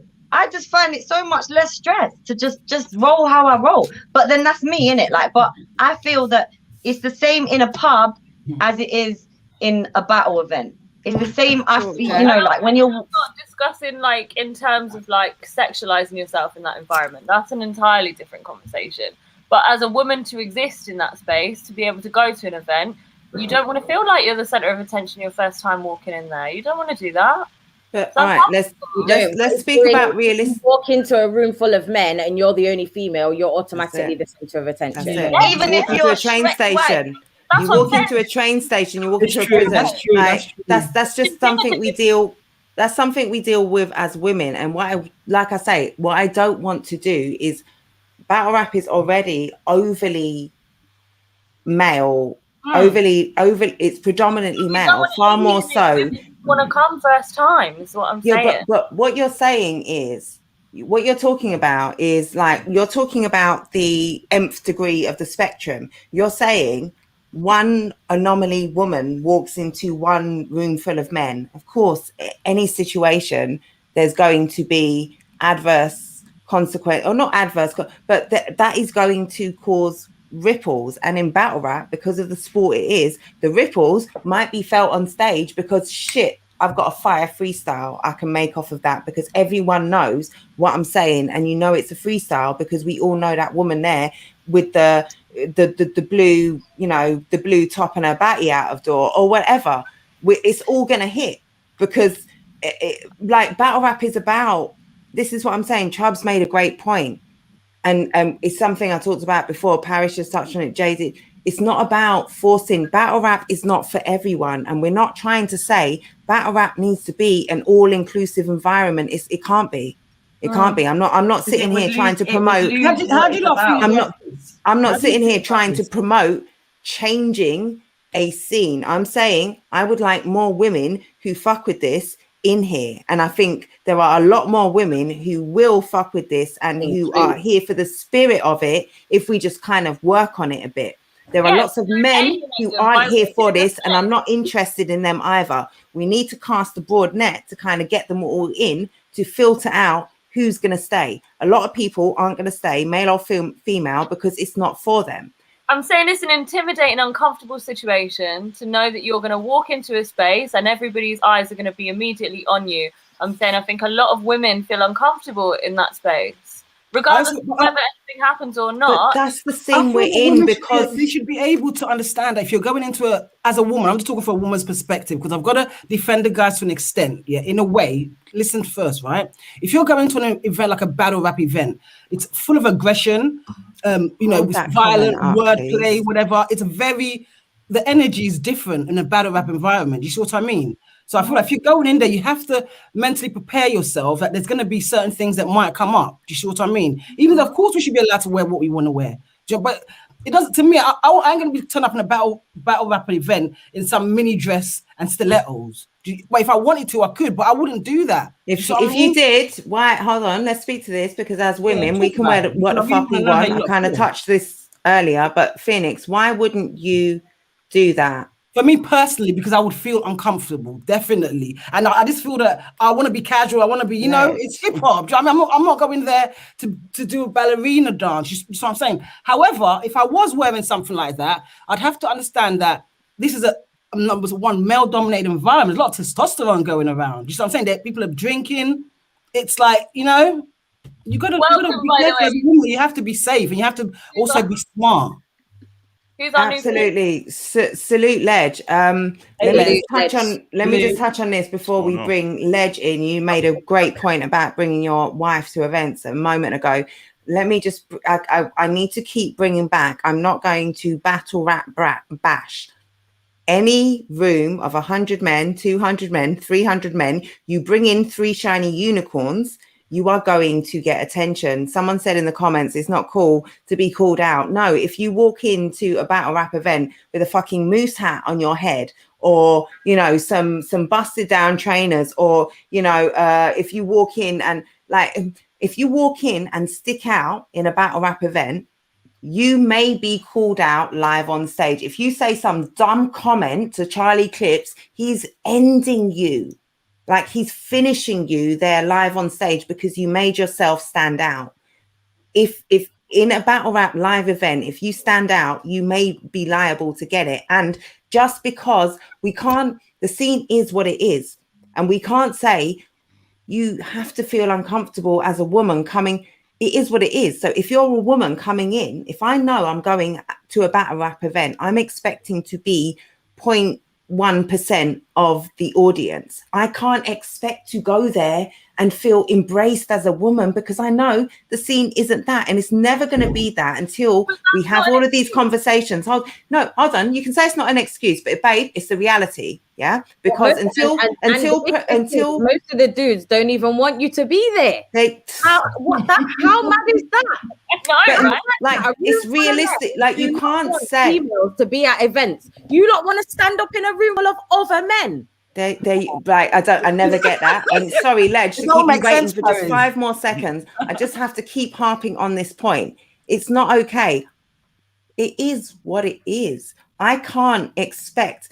I went to a No Loose Chat event hosted by a platform which is 1/3 woman. That is an anomaly in battle rap. That doesn't happen.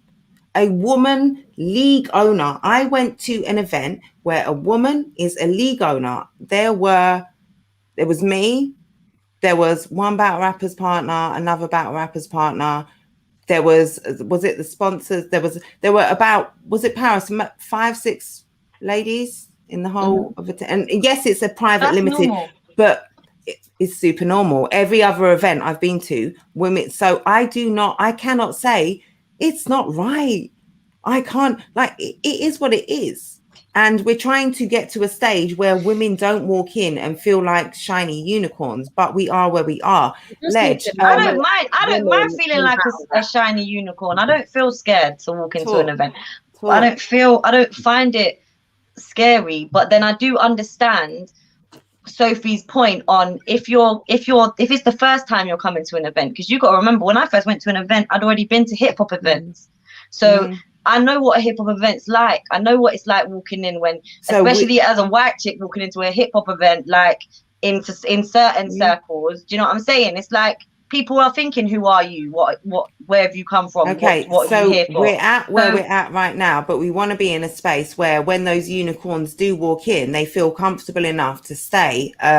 Ledge, as the first male voice on the panel, thank you so much for coming in as someone who is a big supporter of all scenes of women's battle rap in the US, specifically and particularly, but someone who is super tapped into our scene over here. I'm really grateful. And someone, like you just said, you mentioned in the comments, you bring your wife to events. Please, as the first male voice, say whatever it is that you want to say. Well, first of all, hi, ladies. I want to say thank you and salute. Thank you and salute to y'all for like even having this discussion on such an important topic. And by the way, like Paris, you did an amazing job with the event No Loose Chat. I just did a recap and dropped it maybe like an hour or two ago, so a full recap is up for that. I did see that. Thank you. Yeah, no problem. Beautiful event. Yeah, my wife attends events because, you know, I'm media. I'm from Detroit, Michigan, and there's a lot of local scenes here. And one thing we make sure is that she's comfortable. I won't attend the event without her being taken care of. Not saying they have to roll out the red carpet, but, you know, there are some things that you will have to face, partially because we are in a interracial relationship, that my wife is white.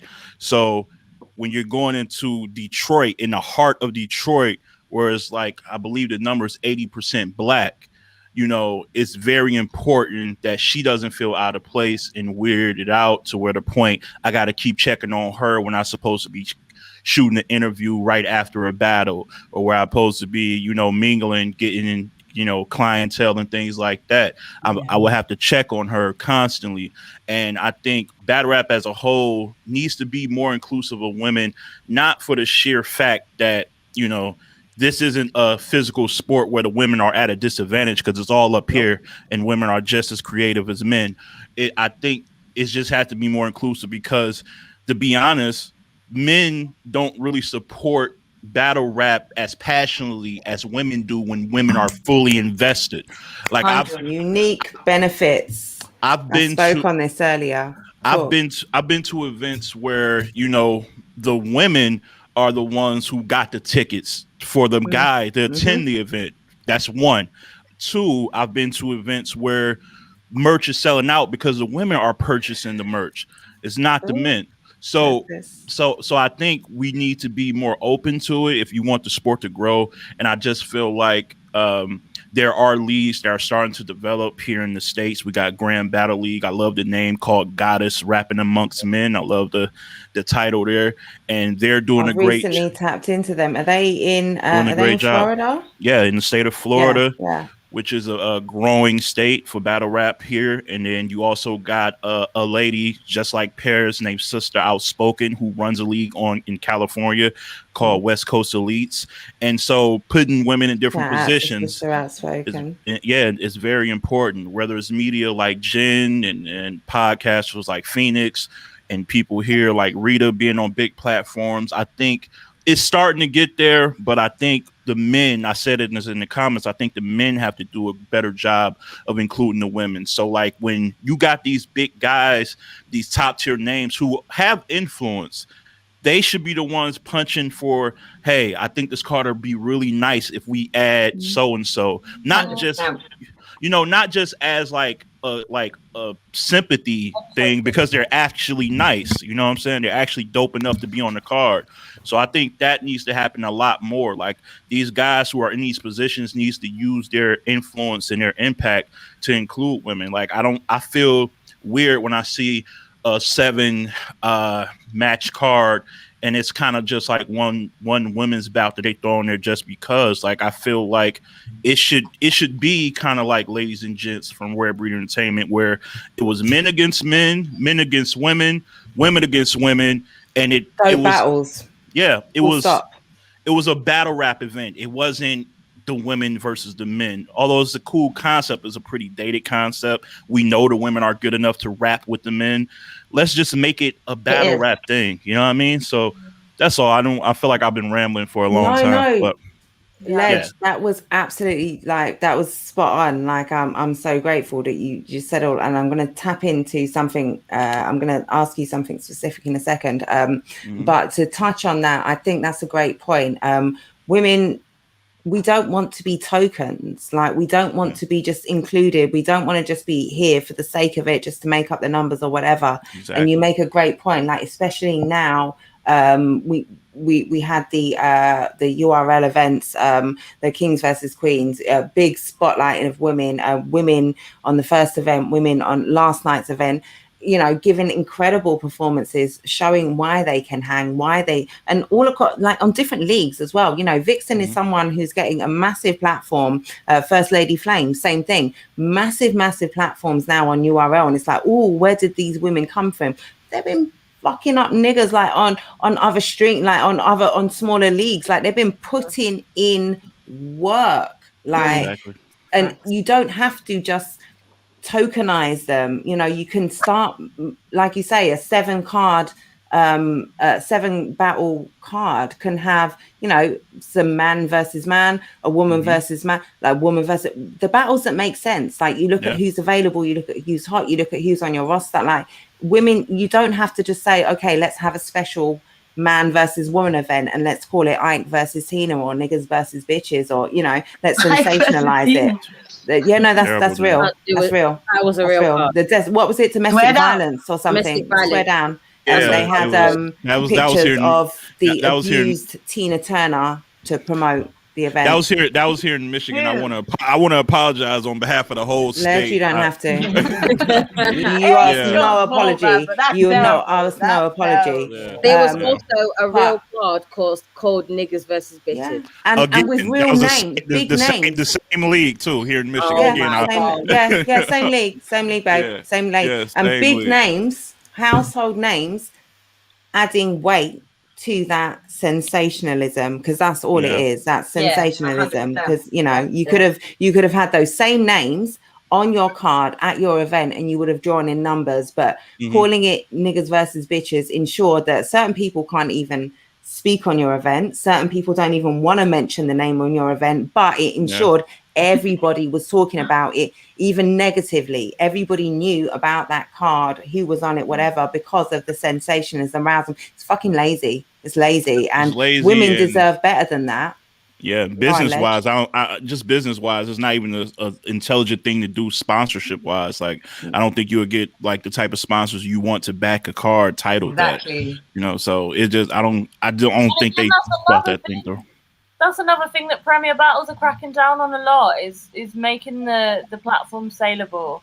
Making sure they can get sponsors and stuff, and they cut a lot of stuff, and they do make it a bit PC, and actually including women in that PC might be necessary. PC and battle rap almost don't go hand in hand. When I'm being politically correct, I kind of almost have to give a disclaimer that I'm venturing into the politically correct, because whilst I'm for the growth of the sport, the culture, I'm all for the growth on Twitch. What Premier Battles are doing on Twitch right now is legendary. Having that mainstream platform, and maybe not using the F word, which I'm here for, because I'm an ally of all communities. I'm anti-hate. However, that's my very personal. I know what I'm coming into when I'm coming into battle rap. So for me, the slight, okay, you can't use the F word on Twitch, which is a really, nasty word, which hurts a lot of people. I'm cool with that. I'm not noticing any other toning down of content. To keep the sport what it is, it cannot be politically correct. I'm all for the elevation of writing, and maybe if we focus less on certain themes as a woman, I'm super happy. If I fucked your bitch, it hits less, and I'm taking you down as a character and everything about you and everything you stand for. I'm here for that, but I'm not trying to direct that. You're not trying to censor. You're not. I'm not. You don't want to censor stuff. That's what you're trying to say. At all, because you can't. No, you can't. You can't when it comes to the art. But what I think Sophie's saying is about, I don't know how that would be achieved. How would PC in your eyes be achieved?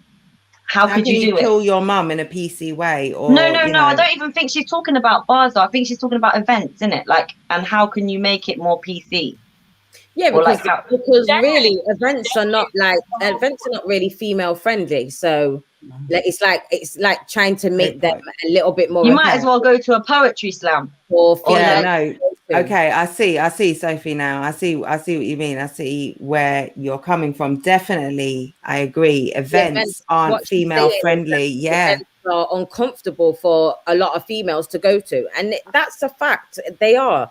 Agreed. If you're not a female that's used to being in that kind of environment, and you go there for the first time, and then immediately you're getting all the attention, someone's ripping you in a bar because you've just walked in and things like that. That will either make you A, fucking spaz out on whoever said it, or B, just not ever come back to a battle rap event. But or Premier Battles has a sponsor walk in from a big whatever, a big brand whatever, and it happens to be a woman. But how do you think that's going to go down with sponsorships? With Great all point. of these, it's literally women cannot exist in those spaces without being. Sophie, you make a great point, because I'm saying if the unicorn walks in and gets demolished in a bar on stage, but that unicorn also happens to be the woman who was sponsoring and payrolling the event because she fucked with this shit, how do you then try and keep that woman? And or even as I'm saying, so many things are very nuanced, because that's fire and oh shit, it was the sponsor. Because I when we raise this topic, I'm like, no, you can't be sent, like, the bottom line is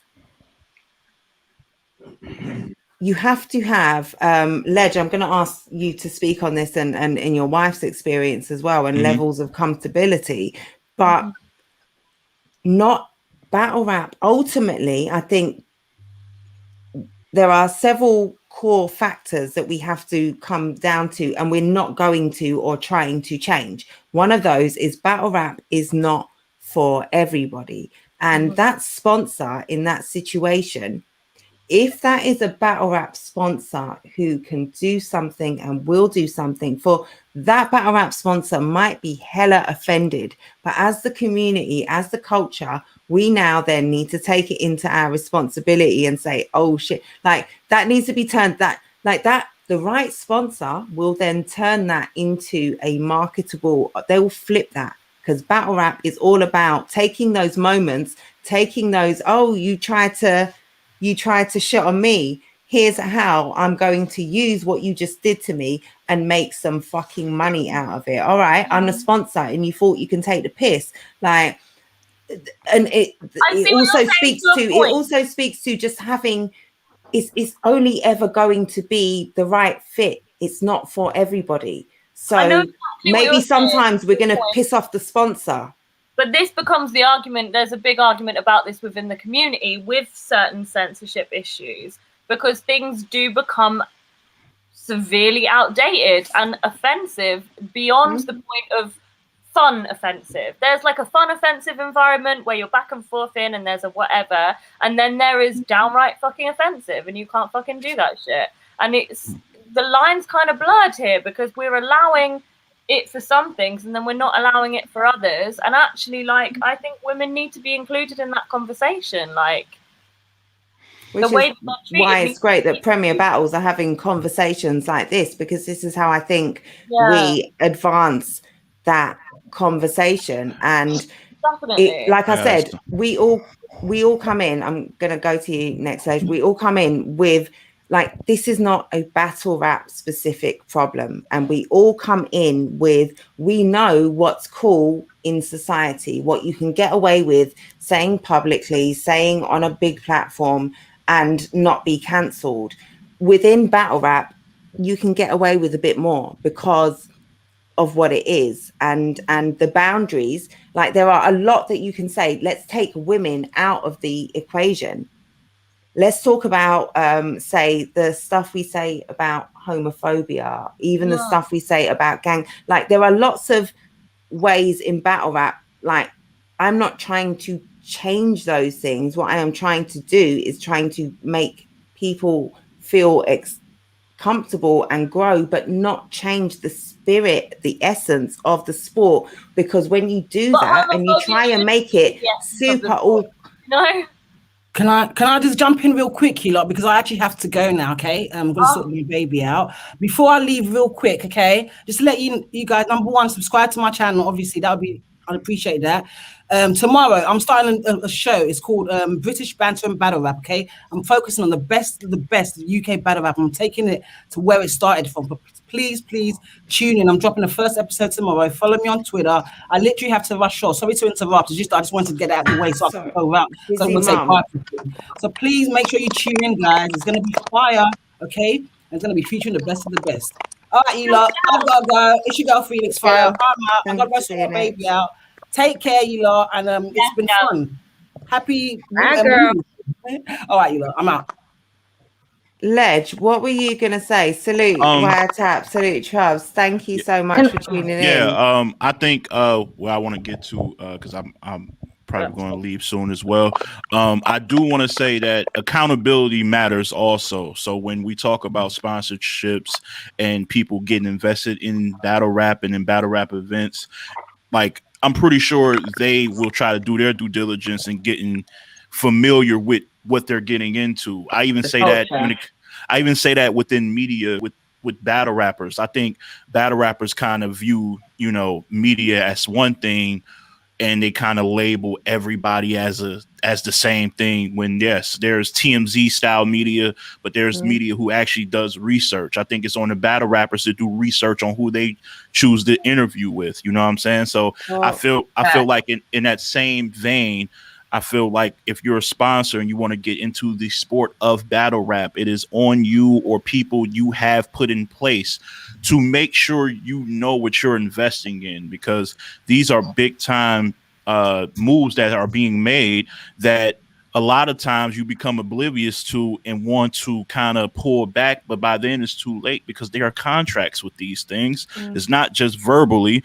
You are writing down a large amount of money, and when it's poorly invested and a fight break out at that event, you lose. You absolutely lose. So at the same time, like, I feel like as much as we have to make sure the women are taken care of, we have to make sure the sponsors are coming into something with the full awareness of what this is. This is a sport that is disrespectful. It was built on competition. So when you're competing, sometimes things spill over. You have to kind of have the wherewithal to know that and make the proper adjustments and just align yourself with the right people. That's really it. Because Ledge, can I ask you one more thing? Can I take just literally 2 more minutes of your time? Because you do have fantastic insight, and everything you just said there. We're not even at the stage where we're having messy women event, or that's a completely different experience. But it's something that where you've got the experience that maybe we can avoid. And where I really wanted to ask you, because obviously there is the women's scene in the US is still very much a minority, but it is far bigger than anything we've got over here. You've got women at every level of the field, and that's something that I really want to talk to you about, not just women battlers or women in the crowd, but women like Paris as league owners, as event people involved in putting on events, people involved in the behind the scenes, in podcasting and promoting, in just event planning, like just at all levels, production, managing, how to sort of try and avoid maybe some of the problems that the US scene, which is more established, has built, looking at women in all areas. With someone who has been so tapped into the women's scene, how can you give us some specific insight into across the board what best we can do as men, women, league owners, media supporters, fans, to encourage women to come in at all levels? That's a really good question. I would say, first of all, it starts with the women that you guys over there already have in place. So somebody like Paris, I feel like she could be like one of the founders of having the women explode on all different levels. You know, there could be, flyers or things put it out where tryouts for the ladies, because that's what happened here in Michigan. We had a tournament for women, and the women came out and they showed their worth. And then sometimes when you get women who come to MC and battle, you never know who they bring. So there was women here who was like, hey, I don't battle, but I'm great at cover art and designs, and that can be a gateway to them getting on a URL in the field, in a URL platform or RBE platform, because they're constantly asking for things. They don't have their full staff laid out and just nailed down. So you can get into those areas just by one simple move. Sometimes one move can create a domino for many other things. So that's another lane. Like I said, promoting the women who are already on. They need to do more. Like even here in the US, I've been encouraging the women who are established and who are not established to do more media. Put your face out there, be on YouTube, create your own channel, but also show a personality, because that's another thing that the women try but kind of fail at doing, showing more than you're just a battler. Like, come on here. I seen Coffee and I was like, wow, she's an amazing cook. And I was just like, why don't you have your channel introducing that side of you as well? Why don't you have them showing, you with your kids? Like, just have different ways, because in this day and age on the internet, everybody wants to feel like they know you. Like the fans wants to feel some type of transparency. Yeah, and that's they branding. see it. Yeah, that's branding. Like you see it in music. Like J. Cole's a big star because he's vulnerable and he lets you in, right? Like Kendrick is the same way. They let you in battle rap. If you look at the big names, like they are doing different stuff. Geechee Gotti got no studio and he got a podcast. He got music. He has his own league, and shows you a different side of him. Yeah, and he's available. So I want the women that are on should, really make sure that you're well-rounded. And like I said, tap into other aspects of battle rap, because if you can't make it at battle rap, if you're not getting those calls, maybe you can scout talent better, because sometimes you can't put it together yourself, but you can see the potential in others, and that could be a benefit to any league, big or small. So there's many ways to tap into it. I just think the women that are in place now, there's an old saying called each one teach one. So when you're in place right now, try to reach out and uplift the whole women's game, because it's few and far between here, and I know it's even less over there, because I will remember even asking Bryson Briggs, like, I would love to see women on Premier Battles. Like, I want to see it. And he said, and he said, brother, I'm trying, but I don't know, where to go. And, because I watched the one outs in New Zealand as well. There's some women over there that are fire. I watched, it used to be like a one outs in Australia I used to tap into, but there are women, in everywhere that can really get busy. And you just got to use your resources properly and get the job done. You never know what happened. All it takes is really one shot and you're good. If you make that one shot and you're being impressive and you stand out, it can really help and benefit you. So that's probably my answer to that. I don't know if it was a great answer, but what? That's how I feel. So much. Thank you so much. That's such a valid contribution, because like you are someone, I don't know if everyone doesn't know about Top Tier Podcast and about Ledge and about what Ledge has always been a supporter of women's battle rap specifically, and someone who has always promoted the game, been super tapped in to everything that's going on. So to hear, like, I really wanted you to talk about, just because we're talking not just about battlers, not just the whole thing. So what you just said, like, was perfect, because this is a man's game, and we want more women in, but we need Paris. Hold on, Paris. Don't tell Chubbs. I'm going to get to you in just a second, but don't let them know. But no, seriously, like, having that sort of insight and experience is invaluable, like gems. So thank you for everything you've just said. You've really given me a lot to think about and furthered this conversation. So massively appreciate your contribution. Hey, no, thank you all for taking the time and having me on here. It's really been good. I really love what y'all are doing. I hope to continue to see these type of conversations. I'll join as much as I can if I have the opportunity to. I gotta take care of my big dog over there. He's kind of like giving me the eye to come feed him, so I'm gonna go do that. And thank you very much. I got love for y'all, for real, sincerely. Peace.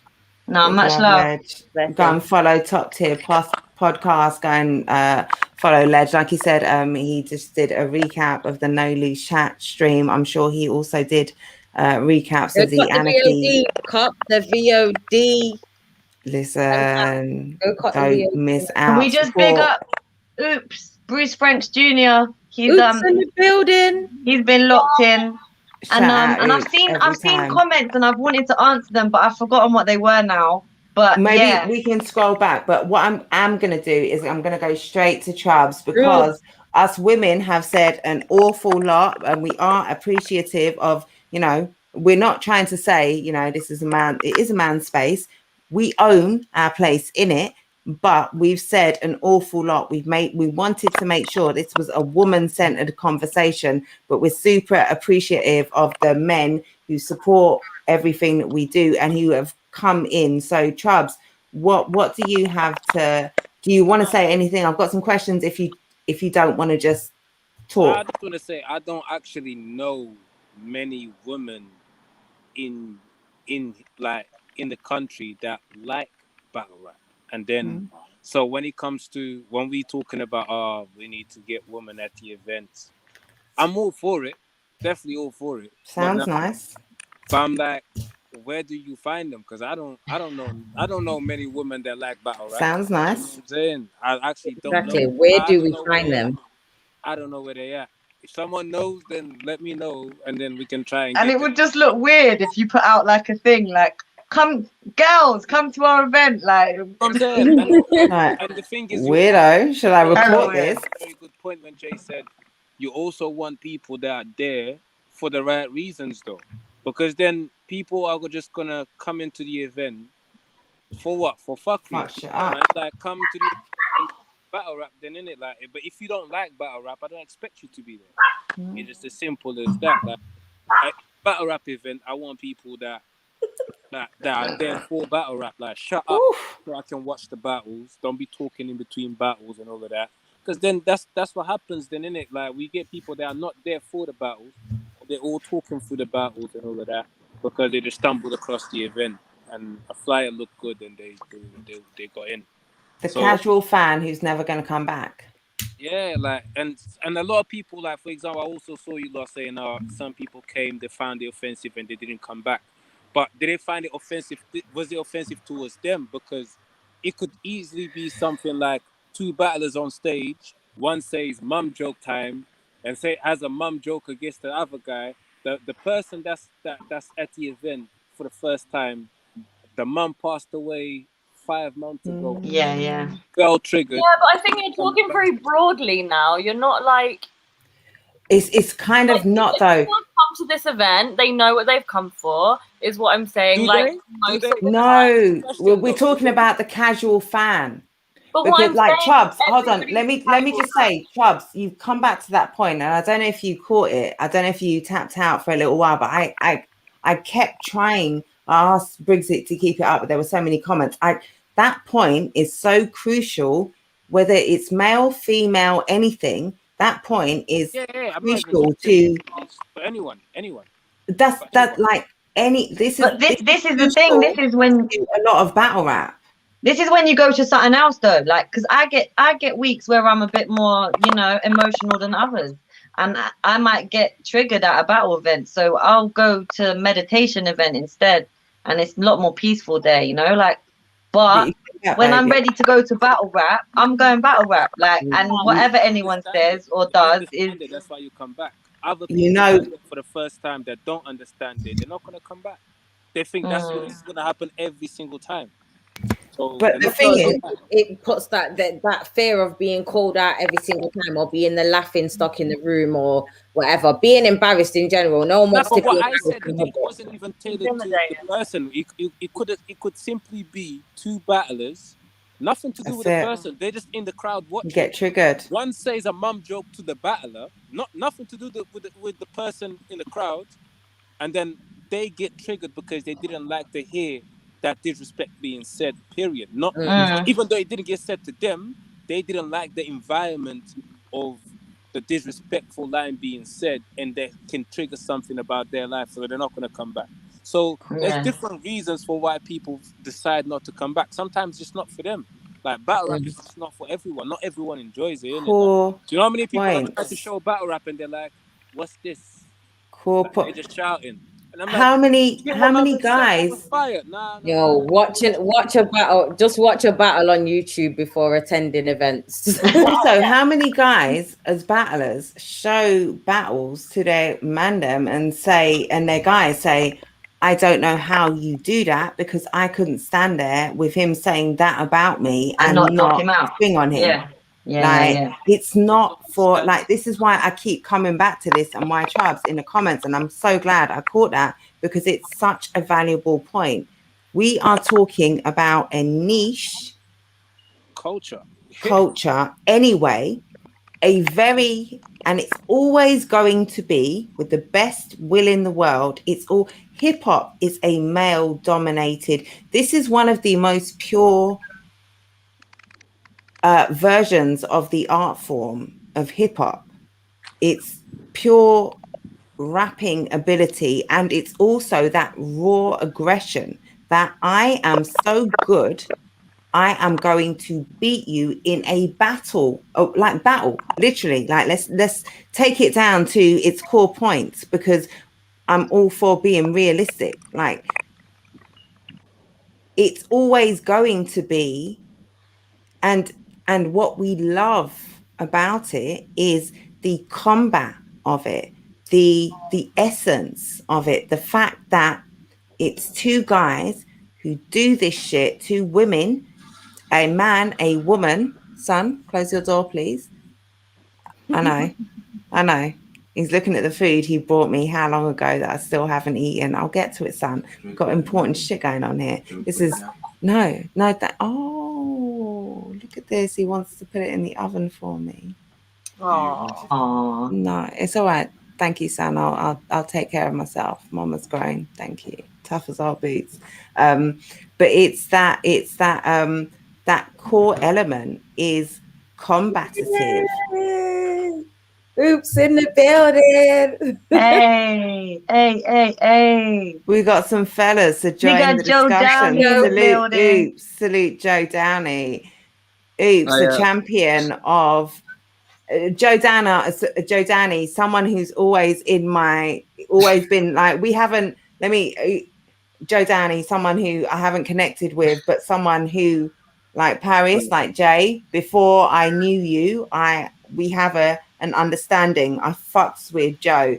Oops, salute to you, someone who is a champion of the people, of the oppressed, of the underdog, of whoever, of what's right. Let's be real. Let's not be political. We don't need to be politically correct when we're talking about Oops at all, because Oops is someone who stands on what he fucking stands on, and it's authentic. Voices, thank you. We wanted to have the male voices, so I'm really glad to have you both here. I want to ask a question.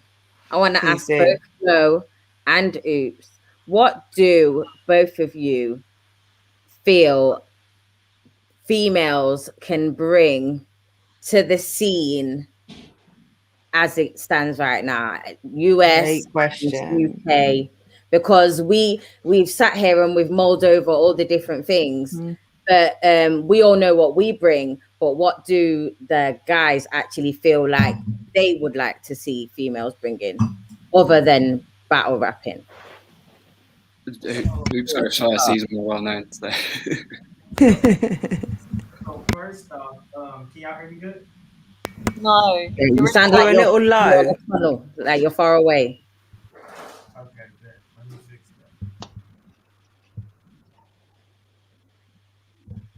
that. Should I just quickly chip in while you're sorting some audio? Yeah. So, massive love to everyone here. I'm just fully a fan. I've been a fan of like battle rap for years, and I've only really I kind of fell out of love with it, and I don't know how, but through media sites like Jenn, I've come back into it. And I think this panel is great. Honestly, I've battle rap media, especially UK battle rap media, has been super helpful for getting back into battle rap because it catches you up on everything, and I think it's super important. But so I think what should be done. Also, to answer your question, I think women should bring the same amount that men are bringing to battle rap. We're both equally as talented. I think it's a shame that the most famous / consistent name in UK battle rap has been only DK, really. Like, there have been other names that have popped up, but not through different reasons. Every time. To back out. I'm not saying this is the reason why she's no longer in the scene, but I remember Shonda Rhimes popped in a battle with Harry Baker and Charlie Clips as a tag-in, because it was a parody of Charlie Clips tagging in rappers in the Shotty battle, and Harry Baker tagged her in, and then in Clips' rebuttal he goes to grab her tits, and it's well, that's weird. That's not just it's battle rap, that's damn near harassment. And I think going off of what Sophie, you were saying about censorship, I don't think it's censorship that's happening with PB. I think PB on the right track with say the GEE incident, where we're saying that's not on, fuck off. Yeah, it's battle rap, but battle rap isn't. Saying it's battle rap isn't an excuse to be bigoted about something. We'll just say some fuckery. Like, I think obviously we can't censor people, but I think leagues should definitely say to rappers, just encourage them to be more creative, because like I'm a massive fan of Danny Myers and I'm still gonna be, but like I heard he was in a battle with a female MC the other day in that card I can't say the name of, and it's a terrible name. But like I love him to bits, but like I saw a clip of him calling her a rape baby. It's like, what the, like, you're more creative than that. Wow. Yeah. Like, Yeah, to me, exactly that. Any battler working as an excuse gonna have to get that away bar. with it. But that was the thing that I was saying. If there were more women in the audience, and there are far more women in a US battle rap event audience, if there were more women, that's not going to hit in the building. So that's something we have to kind of work towards to, and kind of, yeah. No, there'd have to be significantly more women though, for it not to hit like it, because men are always going to outnumber us at an event. But I watched the battle, and it was that thing that Paris said where you're like, that's fucked up, but yeah. But Oops, how's your audio? I think it's good. Y'all good? And salute to Pixie. Yeah, much better. Hi, Pixie. It's good. Audio's good. Perfect. First off, I want to say salute to you. Like, I really been locked in. Like, I stopped what I was doing to like pay attention, because this was super dope conversation. Salute to y'all. Salute to the whole UK battle scene. Salute to Paris, one of my favorite people in the whole wide world. Jay, what up? Shout out Paris and Jay. Big up every fucking time. But you know what the thing is, like, it don't have to be more women in the crowd. Like, we need to say something. You know what I'm saying? Like, that shouldn't fly with us. You know what I'm saying? Like, Danny is my brother. Danny's my brother. He'll always be my brother. But when he rapped that round to me, I told him I ain't fuck with it. You know, like, I don't. Now he knows what's going to build him for that card. But for me, like, you can't rap misogynistic, homophobic, Islamophobic bars to me and expect me to be like, oh, that's dope, because like, I haven't rapped like that in a very long time. And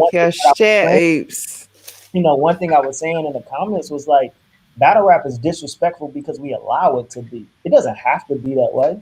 You know what I'm saying? Like, I don't get on stage and do a lot of these things, and I'm still effective. You know, it gets said to me, but it don't hit as hard. You know what I'm saying? And so, like, I don't call women bitches. Like, I call the dudes bitches. You know what I'm saying? I think the problem is, like, for me, I take battle rap so seriously because I understand how big a platform that we actually have and the reach that we actually have. Nothing taught me about my reach more than coming to the UK and battling. When I came over there and I walked, because I was nervous. Like, I've been on stages, I got millions of views, but I came over there, I was nervous. I was like, man, they just ain't gonna fuck with me. They don't know who I am, blah, blah, blah. And I walked in and they was like, oops, in the building. And I was like, oh my God, I'm finna kill this cat. You know what I'm saying? And which, like, by the way, one of your best performances, I must say.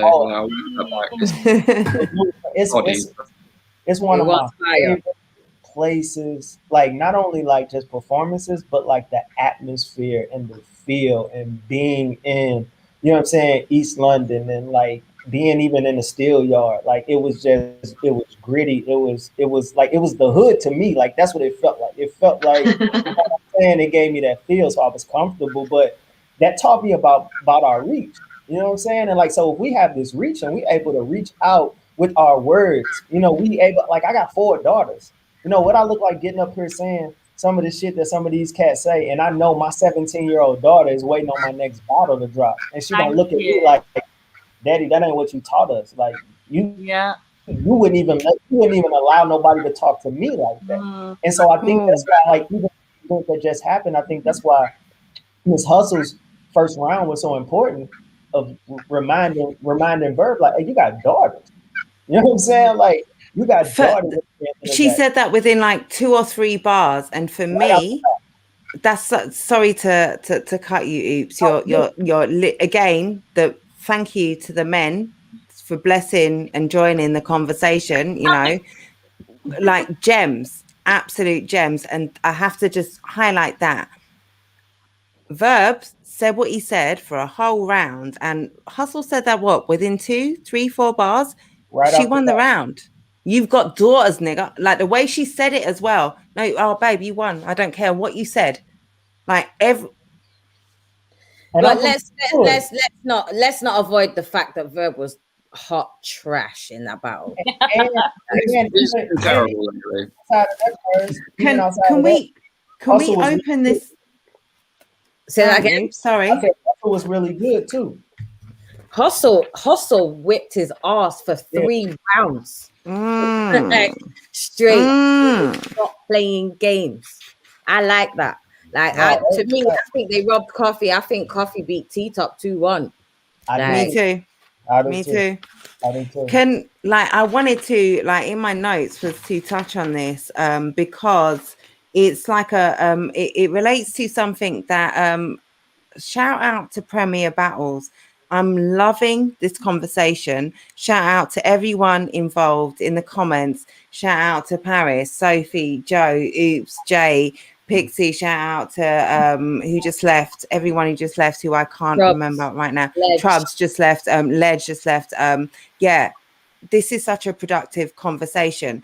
Quill, Premier Battles mentioned something about this a little while ago, talking about the lack of female representation on the stage. And Quill had talked about how when women come into the scene as new battlers coming in, they have the, like, if you're a woman tryout, you're coming in against the man tryout.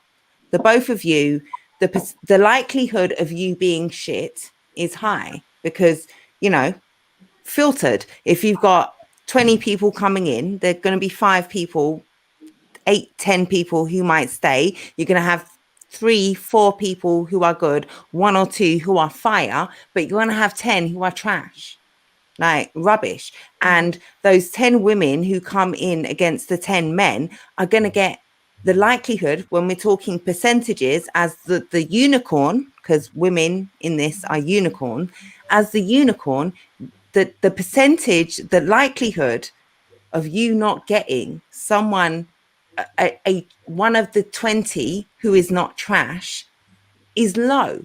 So of course, because you're rapping to a male audience as well. So the male audience is it's not. Let me just quickly tie it in. But like the likelihood of you not getting misogyny back against you, and why did I even bother to craft tailored material, a takedown of my wordplay, crafted, structured, lyrical bars when he came and said my pussy stank for 3 rounds and the crowd went wild and I lost? Like, thank you. Like, and when, like, tying it into what you've just said, Paris, Oops, Verb, I took notes yesterday, and basically I'm going to very briefly say Verb in 3 rounds was hustle, you're tall, you've got no edges,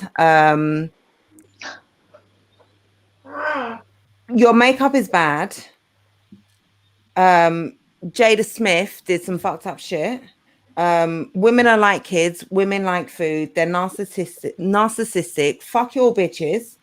3rd round, you can eat my dick. After he gave us 2 rounds of lyrical prowess, you can eat my dick. You want to be treated but equal, I'm going to compare you to cars. You're guarded, you're defensive, and you bitches just don't listen. You love Snapchat, like, and like I had to give him some props. He had a bar in there about women loving Snapchat because it's a lie on a societal level, on a, you know, if I can take one good thing from what you said, I can take that. There was one other, I'm going to get to a broken clock twice a day, but your Verb, you're an absolute legend. You are a staple in this scene. Your lyrical ability, your pen, what you have done, gobble a dick. He didn't prepare. He didn't see her as a challenge. But he didn't prepare for her. Why I'm just touching on Verb. Why the point I wanted to make. Why I'm touching on Verb.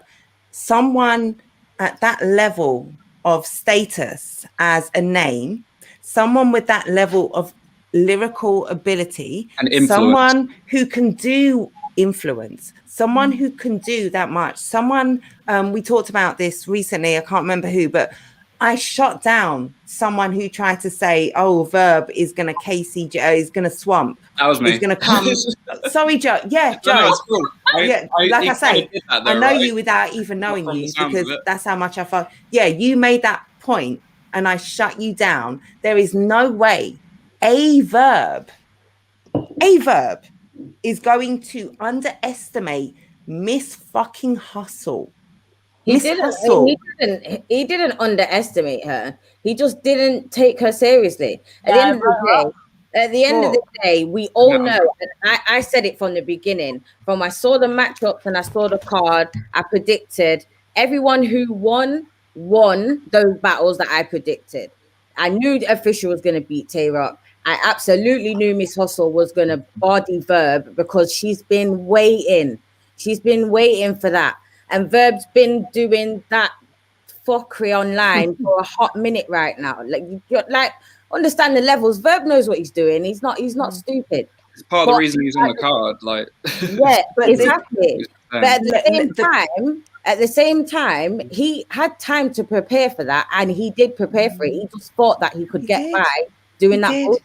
And he even came with minimal number, like his short rounds. I doubt he even had the contractually obliged number, like, of minutes of material. Like, I don't think he even gave he came with shit, and I don't even think URL got what they paid for in terms of contractually obliged minutes. But the point I was trying to make was that even someone at the pinnacle of the sport, like you say, Paris, it's not even that he maybe underestimated, for whatever reason, Verb can come with 3 rounds of women are trash. And at that level, on one of the highest platforms. So how the hell can we expect women to come in? Oops, do you want to touch on that? Because I think it was you who originally sent me off on that Verb tangent. So look, the thing that happened yesterday is what needs to happen. Verb got smoked. I'm from St. Louis. Verb is, when you talk about battle rap in St. Louis, we can't take away from what he did for St. Louis, right? By him putting us on the map. We'll never disrespect that, whatever. But at the end of the day, like, now you are here and you get on the biggest platforms against arguably the biggest female, one of the biggest females, like one of the biggest women, right, in the game, who we know is not just good because she's I don't get caught up in she's a good female, but no, she's a good battle rapper, right? Like, she's a good battle rapper. Even the Kings vs. Queen, that's cool for the camaraderie, that's cool for the idea, but why can't that just be a Born Legacy? Why can't that just be a Summer Madness? Why can't that just be a regular card in the first place? And I think what happened yesterday, there's a consensus, not only that Verb got smoked, but that people just wasn't really fucking with it, right? And that's what needs to happen, because the battle rap is, when it comes to male and female, when it comes to man and woman, like, we keep talking about things need to be equal. No, before we can get to it being equal, it has to be equitable, right? Like, because if they look at the women as down here and they look at us as up here, and you give us equal, like, we still move up at the same pace. But if you make it equitable, bring it to the same place, then make it equal, then we can see where we go from there. So it has to be more equity in battle rap for women, and that's gonna come from us, though. It's gonna come from us to get on the front lines and be like, hey, these women, I told them a week ago, hey, Jazz and Misfit, they need to get their bread, like, pay them their money. You know what I'm saying? Like, that's a battle we want to see. Don't pay them their money. Pay them what they deserve. Women calling out accountability as well, though. Like, women can't just walk into this scene and say, do you know what, we should expect this. No, we shouldn't expect it. in any scenario, in any walk of life, we have to call it out. We have to hold people accountable. Absolutely, and I won't argue that fact. I absolutely agree. But in a male-dominated sport where we see that we have this much power, it's our job to relinquish that power to make it more equitable, right? Perfect segue, Oops, and your perfect experience. You talked about equality. I want to take it one step further and talk about, what's the word? Women right now need not even just equality. And I've already talked about how much I'm not here just for the sake of it or for bringing in women who aren't ever going to fuck with it and are going to try and change it and are going to leave because then they're never going to change what it is. But what's it called? Over equality. Right now, you need, what's the term in American politics? Politician Oops. You've got what is it? Not proportional representation. What's the word? It's basically over. It's not equality. I'm going to discriminate. Positive discrimination. We call it here in the UK positive discrimination. You call it something else in the UK, in the US, where you've got quotas, where I have to have a certain amount of women, certain amount of affirmative action. That's it.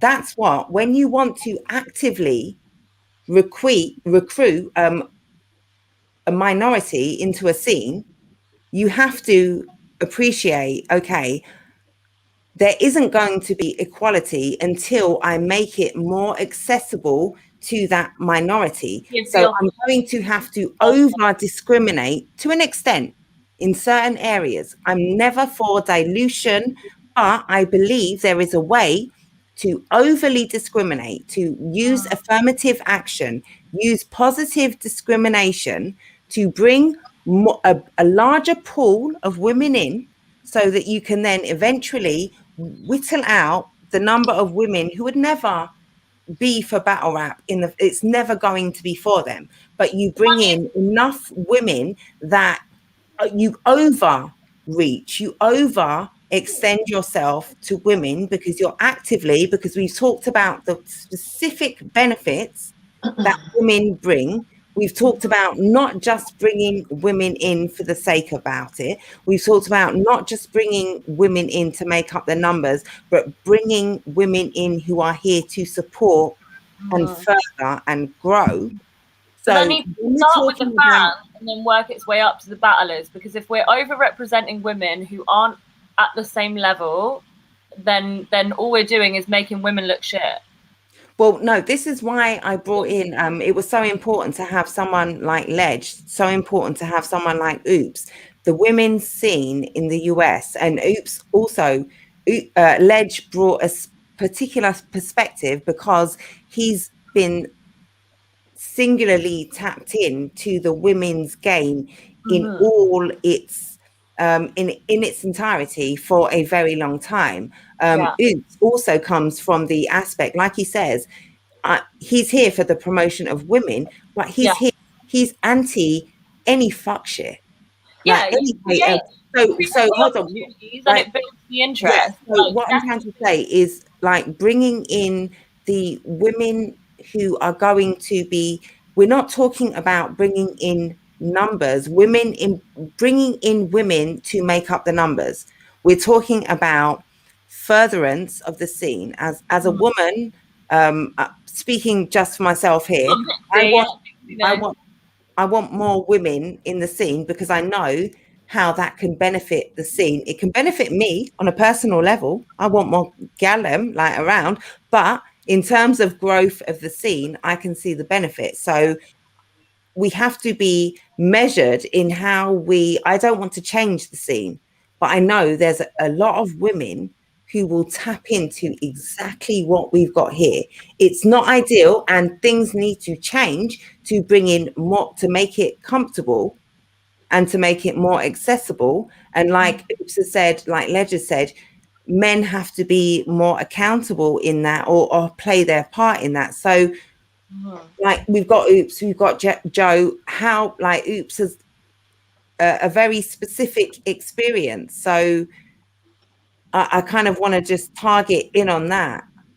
So what I'll say is what I'll say is, even if we're going to talk about overrepresentation, right? Even if we're going to say, look, we're going to bring women, a bunch of women in, and Sophie, this is what I want to say to something you said. It's a bunch of trash men out here battle rapping that's getting plays, right? And people connect to them for certain reasons, right? Like, it's always about preference when it comes to the male battle rappers, but when it comes to the women battle rappers, we expect them to be Jazz, Miss Hustle, Miss Official, Casey. Like, we expect them to be that, rather than take somebody like Yoshi, who I love Yoshi, right? You can agree with her, disagree with her, whatever. But shout out Yoshi G. At the end of the day, Yoshi is who she is, right? And Yoshi has a particular fan base because people really rock with who she is, and she lives in her truth. And if we have more, if we accepted it more, right? If we made it more acceptable, you know, as the dominant figures in the culture, to say, hey, if you talk about what Yoshi talks about, if you're a woman that talks about politics, if you somebody like E Hart that talks about the streets, you know, that talks about the struggle, like, all of that is accepted, because we accept. I can get up there and not rhyme for 3 rounds and talk about life, and people gonna walk out the building crying, and it's gonna say, oh, that was an epic round. But if a woman do it, they're gonna look at her like she got shit on her face. That's not okay, right? And so what I meant was, like, if we bring them in at a lower level, such as behind the scenes and fan bases first, like, that is more better encouraged, then they're going to have the confidence to be whatever standard of battle rap. Whereas if the first representation is through a battle, and this woman's out here on her own trying to do whatever level she's at, even, you know, she's not going to go in as top tier, then she's going to be ridiculed, and it's going to put a lot of other women off. Like, they're not even going to want to be in. And I feel that. I think the only problem is, I think the only problem is if men are allowed to come in at this lower base as well, right? Because a lot of us sucked when we first got. I was trash when I first got here, right? Like, my first couple battles, I look back on like, I can't believe people reacted to that shit that I said, right? If we have that same energy, right, when the women come in, and they might not be as lyrical, they might not be as good, you know, nobody came in top tier, right? It was part of that original class where you ain't had no choice because it was only 7 of their ass. Like, nobody came in here, right? They had to get there. We saw JC get better. We saw Verb get better. We saw all these people get better, right? But at the end of the day, like, we allowed them to get better. We gave them the opportunity. We allowed women to get better. And I think on that note, y'all should book me versus Paris. All right, hold on. I've like literally. I'd watch it. Oops versus Paris. Oops versus Paris is here on my notes because I had to come back to that. Like, I've got a couple. You said a couple of things. I don't want to sound too samey with what I was saying earlier, but I've like gone back to the comments, and there's just been a lot of There's lots of comments. Like a lot of them were like saying you can't take the punch out of boxing. We're not saying like don't say the content you want to say. I think there just should be way more of an emphasis on being more creative, being more creative with it, but then also just accountability. Like if you're going to say that, at least expect like freedom of speech, but freedom of consequence. Like, yes, you know, please. Don't get angry when people react to that in that way. Like, I want to touch in on a few points. I want to hone in on something that one of these core points. You're only ever going to attract the people who are here from it. I also want to bring in Pixie. You're muted at the moment, but like I want to bring in what you've got to say, your perspective, because we're women centered over here. I'm focused on the men who have kind of jumped in, but I do think so. Something when we're talking about women battlers specifically, and this conversation is not just about getting women battling. It's about the more women you have in the scene, the more women you're going to get battling, the more media, the more fans, the more every level production. So talking about that, Quill, like I'd kind of tried to go to it before. Premier Battles, Briggsy had made a comment about women in battling, and Quill had said one of the problems is that you get women coming in and facing the shit battler. And that's always going to be something that we face because of percentages, and which is why I went to that sort of that discrimination, that positive discrimination. Now, I think the people who are in the scene, it's we talked about lots of people have said about accountability. The men who have come on have talked about their responsibility in this. I'm talking about positive discriminate. Like when you see women involved in any level, like you as men, I would love for you to attach onto that and support and promote and also nurture that, and also understand that we have specific difficulties that you don't, we bring. I've promoted our benefits, the things that we bring, but also understand that there are things that are going to just turn, like, I don't need these problems. Like, I've got enough problems as a woman combating life as it is. So kind of, help me out here. Like, support me, encourage me, guide me, whatever. That's one argument. And I think one of the ways to do it, I think I talked to Briggsy about this, talked to a few people. I think something that we need to very much do, something that I'm plugged in with Rivers, I'm going to talk to Paris, I'm going to talk to Jay about, a few people. I think behind the scenes, in the vein of positive discrimination, behind the scenes nurturing needs to be going on. I'm all for finding women who are wanting to be in the culture, but perhaps a bit weary, or perhaps a bit not understanding, perhaps a bit and maybe giving them that positive discrimination, letting them kind of grow, especially as battlers behind the scenes, maybe as rappers, like behind the scenes, allowing them to have that sort of growth and opportunity. I think very much there is a responsibility on people who are active in the community to, if you do care about reaching out to more women, in actively taking accountability and doing some of those things that you wouldn't do for guys, just to bring more women in, because those kind of things are needed. Yeah. I want to hear what Pixie's got to say. Me too, Pixie. Oh, we can't hear you. Hold on. No. We can't hear you, Pixie. Hold on. Just put the headphones in. Yes, go. Difficulties we'll get. We She's coming. Headphones are going on. No. Not yet. No. Not yet. Can you hear us? All right. Well, no, you were muted before. You're unmuted now, so that's not the issue. She can hear us. Okay. Oh God. We'll hey, I heard you then. No, not now. Again. We need to hear from Pixie. We need to. No, babe, we can't hear you. We can't hear you, love. Can't hear you. Come out and come back in. Or take your headphones out. Basics. I think it's the headphone mic isn't attached in, so there might if she goes in on the input settings, maybe that's what okay.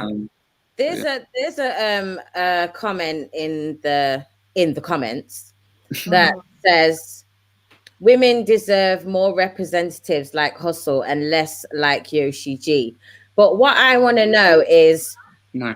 Wow. Why do people have that opinion? Is it because they feel because Yoshi G puts herself out there and says stop bars?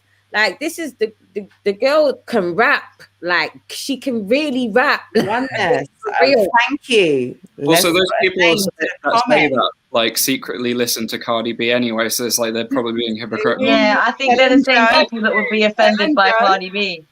No, but also Bop Cardi B, like she's their most listened to on Spotify. No, facts.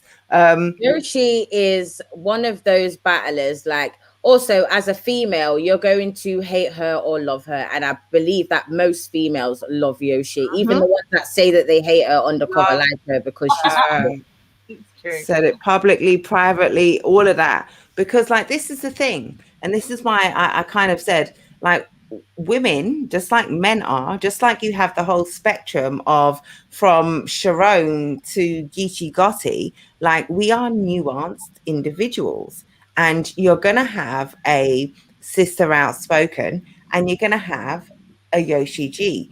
I love every Ross Clark thing about Yoshi because she stands like she's got something that she owns. She's just real with it, fam. Like, that's it. She gives zero fucks. Like, she is who she is. She's standing on that. And she owns all of it. And like, not only that, she's dope. Like, yes, she had literally a strategic marketing angle. Okay, so you like hype, you like sensationalism. Oh, you like when I say thought shit. All right, I'm gonna get in on that, but you're gonna fuck with me because I haven't done what she's done is capitalized on an angle that a lot of other females have touched on and have been accused of by male anyway, and other female battle rappers anyway. And she's like, well, fuck it then. I'ma just say that I've done it. And I'm gonna let people know that this is what time it is. You either like me or you don't. Fuck you. Elias. Kill a million people, but God forbid you suck a little dick here and there. Like, and that's the message. And that speaks to the difficulty. Like, it's okay for you to have every range of male personality characteristic on the spectrum. You can be a nerd, you can be a gangbanger, you can be a joker, you can be a ladies' man, you can be a shit talker, real talker, everything in between. If you can rap, we're here for it. We're gonna fuck with you. But the minute you but God forbid you put a dick in your mouth or accept some gifts off a dude or some shit, now it's front page news and the whole battle rap is talking hypocrisy. About you know what's wild? What's wild is my next battle. Let's say I battle a woman, right? My next battle, I could have a full round of just sexually explicit material, just talking about what I would do, whatever, right? That's gonna go viral. Women gonna love it. The dude's gonna be like, he talking this shit. It's gonna be crazy, right? And it will be the exact same thing on the opposite that Yoshi is saying, and Yoshi is going to get dragged for it, and that's not right because the game needs Yoshi just as much as the game needs me, just as much as the game needs Lux, just as much as the game needs a fucking Verb, like whoever. 40 bars. Like 40, like there's a place in battle rap for every single style, right? And isn't that what we're about? It's hip hop, right? There's not one form of hip hop, right? That we don't. It's not. I'm glad the mumble rapping cats are here. My kids love that shit. That's cool. I bob my head to it too. I like Jay-Z. I like everybody, right? I don't care who you are. You can Soldier Boy. I don't give a damn about who you are. There is a place for you in battle rap and in hip hop, right? And when we talk about Yoshi, it's the hate from certain people, like it's bullshit. Because for one, Yoshi will beat a lot of them. That shit, right? He will beat a lot of them, and on top of that, you gonna count this woman out because she wears her what we see is flaws, but I don't believe they're flaws. I think they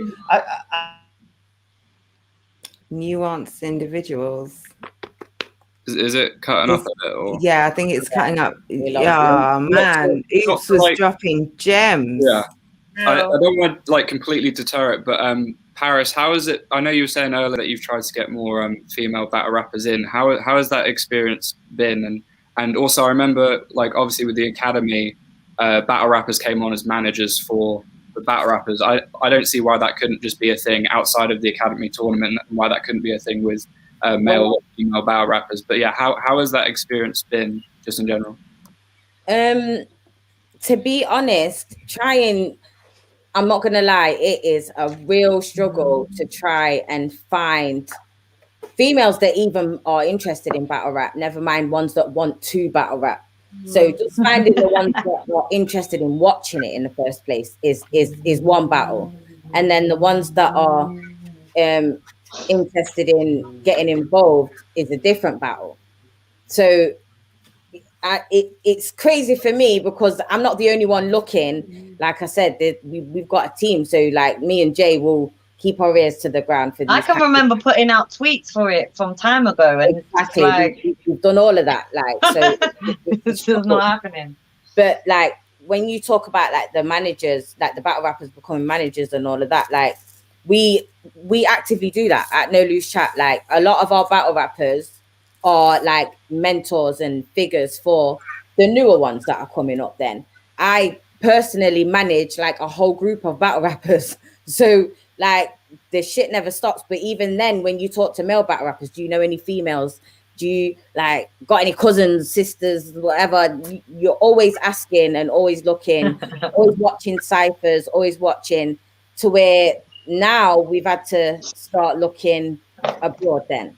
So we look at US battle rap females and be like, okay, we are going to need to book one of these gals to come over here and battle one of the dudes, because no guys, no girls for them to come and battle. I don't know what it is about, sorry not to cut you off, I don't know what it is about the US where female battle rap is flourishing way more over there than it is here. There must be some sort of unspoken cultural thing that's deterring people away, because there's been more times where, like you were saying, where US female battle rappers have had to be traveled over here and have battled the guys. It's not a case of like a female battle rapper from America coming around and battling a UK female battle rapper. I don't know what's the like unspoken thing that's because everything's no holds barred, but when you look at times where there have been female battle rappers here that have stood up against a guy and it's a male dominated room, and yes, it's battle rap, you can say anything, but ultimately there's been times where a battle rapper said, look, I'm gonna rape you, and then everyone in the whole room erupts around you, and that's, I feel like, that happens in America, but I feel like it happens more here, or at least there's more of a lens on it here. I don't like. I generally don't react to those kind of bars like that. Like I said, when I first started coming to battle rap events over here, it was the Don't Flop ones that Jay was bringing me to, and I had been to a few of the jump off ones were a bit more like street battles, but the Don't Flop ones were a lot more structured and a lot more people going at you on mum jokes and rape jokes and fucking your girl jokes and all of these things. And I'm looking at this shit like, what the fuck is this? And I'm not reacting to these bars because to me, this is dumb. Like, why? I think that no fucks about that. It's not creative. There's nothing new about it. It's just like playground jokes between you know what I'm saying? You was 10 in the playground saying, "Oh, your mum's a fat bitch." Do you know what I mean? Like, come on, seriously. I just saw a comment saying, how why don't we ask UK female rappers? I forgot the guy's name who said it, but he said, why don't you ask female rappers? But it's like, we have the ones that we know, we have asked. And yeah, I guess it's just it's a matter of kind of going back round the houses and asking some more people again. But again, it's like up to the sheer amount of US female rappers, up to the female rappers. It's just we've got a smaller pool to fish from. Do you know what I'm saying? Like, because we're British, we're like a bit more crude, like a bit more offended by women being crude as well. Like we have that's the fact. We're a lot more conservative over here. So that's like, oh god, a woman can't say that about her pussy. Like what? Exactly. And you'll get like full backlash for it after. Like, do you know? Like, oh yeah, definitely. To go off of that UK female industry girl thing, when we first started No Loose Chat, we literally made a list. Jay, I don't know if you can remember this. We literally made a list of female battle rappers and female industry rappers. And this female list of battle rappers was like this. The female list of industry rappers was like this. And we hollered at every single one of these girls on this list. Some of them we got ear pie from. The others was like, oh yeah, nah, not really interested. And then a few of them was like, oh, is it grime clashes? Yeah, we'll do that. And then the others was just like, yeah, we'll do it. But then, nah, I'm not into it. After watching it, saying, yeah, I'm not into it. So there's reasons why girls don't want to be involved. I can't speak for everybody on why they don't want to be involved. It's but I think in grime clashes, because I remember like Lady Shocker and Nole and all them, like it's like you get way more female rappers in grime clashes than you do UK battle rap clashes. Like that, yeah. That's just a realization. On beat as well. So a lot of the girls that we hollered at didn't feel comfortable doing a cappella rap battles. They wanted to do on beat battles or grime clashes, and they weren't comfortable with doing on beat hip hop battles. It had to be the 140 tempo. Yeah. And like a short round, like the fit. Is that not being direct at the opponent? That you could arguably just have a verse that's not like is just because you can write a million war dubs. And it doesn't have to be direct to somebody. You can generalize it, and it can go for anyone. Do you get what I'm saying? But I think rappers that have rounds like that, they write a general round, and it can go for anybody.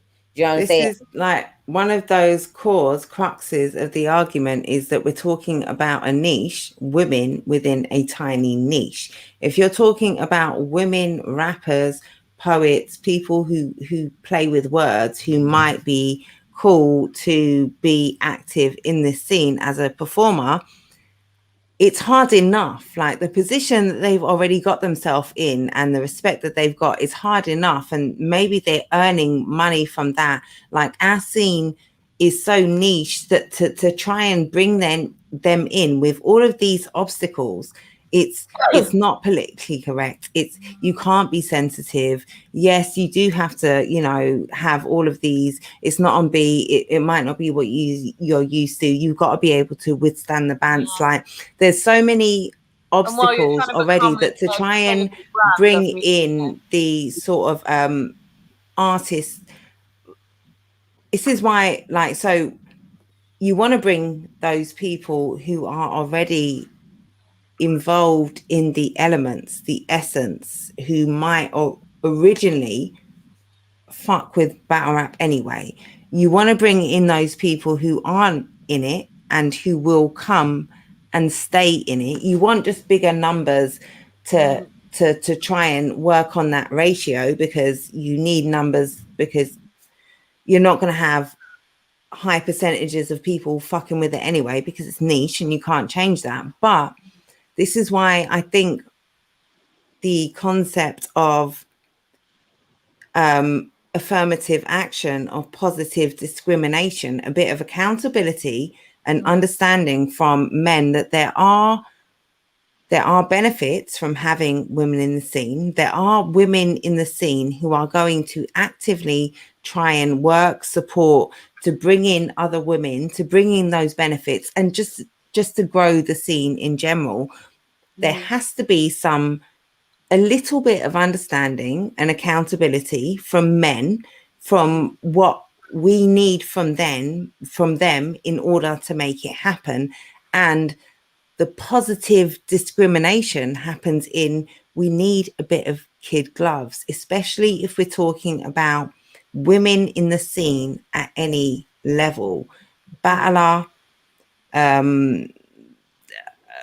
media, production, camera work, promotion, whatever. You have to understand that this isn't a space that is natural to a lot of women, and that you might have to do a bit of hang on in there, love.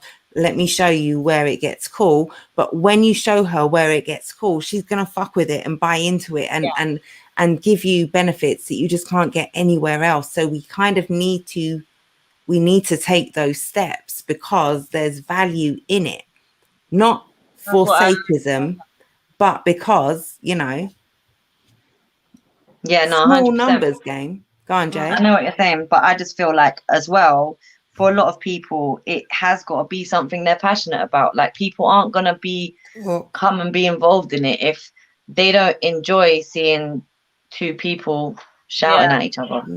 But also, it always will come down to that. No, babe, that's it. We have to be real. We have to be real. They are interested in, like, camera work, like media, like all of those things. Then you create an interest for the thing that they're working on. Like, if they have an opportunity to be involved in a different way, they're going to say, oh, now that I've been to all these things, I quite like it. I'm going to show my friend, oh, this is what I've been working on. And then it's spread. So, like, that wider audience bringing in. So if you create opportunities that aren't necessarily on the stage, then you create interest. You build it in a different way. It's that balance, though. It is that. It's like, it's delicate because we do want women in at all levels of the playing field, and we do have to make any new unicorn again coming into this space feel comfortable, but we cannot. And I'm on one hand saying we need to do a kid gloves approach, but it's fine lines because we can't kid gloves and change. We need to kid gloves so that we can tailor who is here to stay, who is here for the spirit. Because as a woman who is not a male and female, like, keep saying this, battle rap is not for everybody. So whether you're talking about bringing in battlers, whether you're talking about bringing in sponsors, bringing in fans, bringing in promoters, at any level, women, whatever you're talking about, we have to 100% own and accept levels, Joy. Levels. Please DM me. I need to write this down. Joy Farnsworth. We have to understand that we're not talking about, you know, revolutionizing, changing. We're talking about growing, evolving, whatever. And there are ways to do this. And the people who are going to stay, whether male, female, or whatever, are going to stay for good reason. And we need all of those people. But it's about nurturing women in a slightly different way. Without... Go on, Joe. No, go on. It's like, I don't know if this is like a silly idea or not, but like, obviously when events are like a thing again, would cheaper tickets for women be a good idea or not? Or does that kind of bring in like I know we have the issue of just random people popping in that don't appreciate it, but like Jay, you squinted. I saw you squint there. Like, hell no. Don't make it trashy. Don't make it trashy. Agreed. Balance. I feel like the numbers aren't there in the first place, so I feel like giving away the free tickets isn't gonna. No, not free tickets. Just like but the cheaper ones. I don't think that's gonna make it any more saleable. Right. To females. Yeah, plus like concessions are like for old people, man. We're not old. Taking into account all of those viewpoints and targeting on what Joe is saying, if we make, sorry, Joe, like, speaking for you, I'm guessing what you're saying here is if we try and actively make it more appealable to women, is that what you're saying? And the most obvious one is make it free to them. But maybe if you're, I'm guessing what you're saying there with that is if we actively try and target bringing those numbers of women in, is that what you're saying? Yeah. Can we hear Pixie? Can you hear me? Yes, Pixie. I had to use my phone because I moved and my internet's been.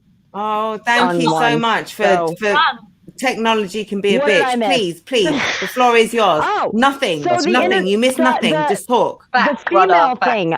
Yeah. We had a female come in for her first battle, and she battled a guy that was already like, you know, had been battling, and she won. He didn't even get his third round out. Okay. She was like up in his face, kind of, you know, it was just like an intimidation, and he didn't know how to handle it because he never battled a female.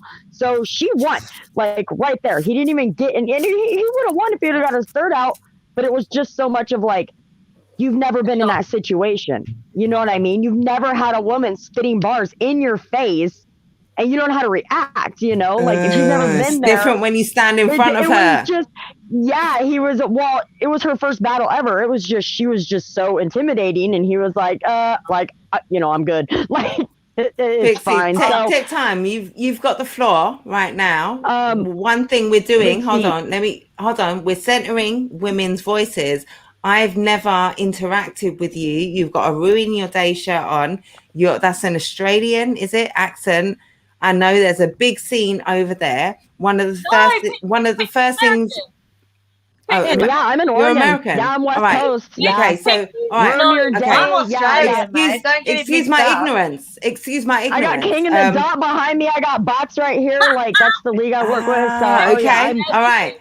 So one of the first things we did for rap. the women voices on the platform was to ask them to introduce themselves. I'm new here, so I'm fairly new. But what I want to hear is from any woman who's in this. So introduce yourself, how you came to battle rap, and what it is that made you stay. Like, tell me a bit about yourself. I came into battle rap a few years ago. I came in and started with bots, and they are out of San Jose. So it was Dirtbag Dan's league and stuff. So shout out to him. He has since retired and is now doing work with his wife. We love that. She started a dog rescue called Adopt My Block. Sorry, I was smoking Halloween. They started a dog rescue called Adopt My Block. So like everything that bots does now, I got the Twitch back going up. Everything that bots does now goes straight to Adopt My Block. Like it is all for helping the dogs in the Bay Area and San Jose and all that stuff. So that's really important to me. So like that right there, I promote that constantly. I do a Twitch feed where I play with like a bunch of people, you know. I do Fortnite Friday with Awkwards. Like, you know, I'm a gamer, so I know where the games are. And as a fan, battle rap, shout out the gamers has every always time. Been there. Like, right, I know my headset. Sorry. Right. So sorry to cut you. So what I want to hone in on is, as a woman, how did you find battle rap? What brought you in and what made you stay? Because we've got a diverse bunch of women. So it's so interesting for me to hear what brought us all here and what kept us. My friend had a battle and he said, I'm battling at bots. And I said, oh my God, I love that. Battle rap's great. So went down to bots and have been there ever since. Like I never left the league, you know. I've never left. So I support every event that I can go to. I go to. I was at the last episode of the Dirtbag Dan show. You know, I mean, it's really. And you were there too. Yes. I've made friends and family there that like I would never give up for anything in the world at a battle rap. You know what I mean? It's not. I've had women come up to me and go, oh, it's hard to be here because of some of the things that they say. And I'm like, yes, but to be in this and to be in this environment, you kind of have to let that go to an extent. You know what I mean? It is just words. They are just saying it, but you can't take everything specifically to heart, as in it's not leave your emo shit behind. Yeah, it's not you know, like, yeah, it's not, you know, like they're not talking about you. It's just a word, you know, it's not even, you know, like you're just over in the crowd. They don't even know who you are. And they said something about women and you took offense. Well, we get it, but like, it's not you. Calm down. You know, you don't have to throw fits and stuff. I've seen women, you know, it's bad, but I mean, it's fine. I love it. I will always support it. And there are women that come in that are totally like, I'm here for my dude. He kicks ass at this. I support him 100%. And I get behind that. That's what I love. I love the support of women. All right, Pixie, thank you so much. I'm so glad that we finally, and I'm sorry that I kept you there hanging so long and didn't introduce you. It Apparently just happened. I didn't even have audio. You came in. Yeah. Well, when you came in, you said what you had to say and it was perfect. That your perspective speaks so much. Where did you say you were? Oregon? Ohio? Where did you say? Sorry. Yeah, West Coast. Yeah, I'm in Oregon right now. Okay, Oregon. I'm heading down to Box next week, actually. Okay, shout out. Yeah, like got another event. It speaks so much to our culture is niche, it is nuanced, and the women who are in it, generally, in my experience, and it's limited, but correct me if I'm wrong, and I'm not being corrected, I'm being reaffirmed. The women who come in and stay because they can't not. They're passionate. It might be a boyfriend, a friend, a connection through their work, their industry, their filming, their promotions, whatever it is. Generally, when they stay, or from what I'm hearing here, is because you can't not stay, and it's Guys, okay. Oh, much love, Sophie. Thank you so much for joining us and your perspective. Thank Love you. yourself. And we're not going to stay too much. Oh my God, I'm looking at the time and it's saying no, this is what I'm 3 saying. hours. I got 4% battery out here. Who knew? And we're not going to stay on for too much longer, and we're going to kind of try and wrap up. But this is something we're trying to be realistic. We're also trying to have some goals and aims. We're also not trying to do things for the sake of it, and we understand what it is that we have. What brought us to battle rap is an essence that isn't really going to change too much. And yeah, there's some fucked up shit that should probably be altered, improved, enhanced, but it is what it is what it is, and we're here for what we're here for. And if we're going to talk about bringing more women in and what they can do, it's on the basis of what it is. We can make improvements as we go, but we're all here for what it is right now. And I think the conversation needs to be directed around that passion, and it's small numbers, but I think conversations like this, and even just bringing light to the fact, okay, maybe more women would be interested. If we're trying to grow and trying to just bring in numbers, we do want to reach out to women. Someone say something. I've said way too much. I was just about to say, yeah, like completely a stupid idea with the ticket thing. I was just thinking from from a marketing point of view, how would think. But then again, Jay, you made the very good point of it. Sounds like concessioning, and it sounds sleazy when you say like if we would say like, oh, cheaper tickets for women. People have done it for years, mate. It's not. I'm not saying anything, but like it's that whole like first 100 ladies in free. Right, like ways and means. We don't need to do that. Yeah. Ways and means. It's ways and means. Appealing to women. With regards to the content, right? So like I know that a bunch of King of the Dot videos start with disclaimers saying like the views don't fit the league or whatever. I think stuff like that helps for like sponsorships and just promoting of the flyer or something, being like, it's like same with comedy events, right? If there's like something on the flyer being like, disclaimer, this is what's going to like be within this, just let you know. Always things. And that's what it is. Maybe stuff like that. But again, I'm just trying to think as to how it works marketing wise. But yeah, like let me know what you guys think, because I'm just a fan. So of course, there's always going to be something that somebody is offended by. That's a fact. And so it doesn't. It doesn't matter how how positive it is. Someone's gonna fight, you know, you could say, oh my God, I hope you have a great day. And then somebody's gonna take offense to that and be like, well, I didn't see you tell me I could have a good day. Why do they have to have a great day? Why is their day so great? Yeah. And then, you know, like, what? You know, like, it's not, there's always, you know, so everything like, is open to interpretation. These talks are great. This is wonderful. Yeah. But people just have to, like, I'm not saying relax, but like know where you are.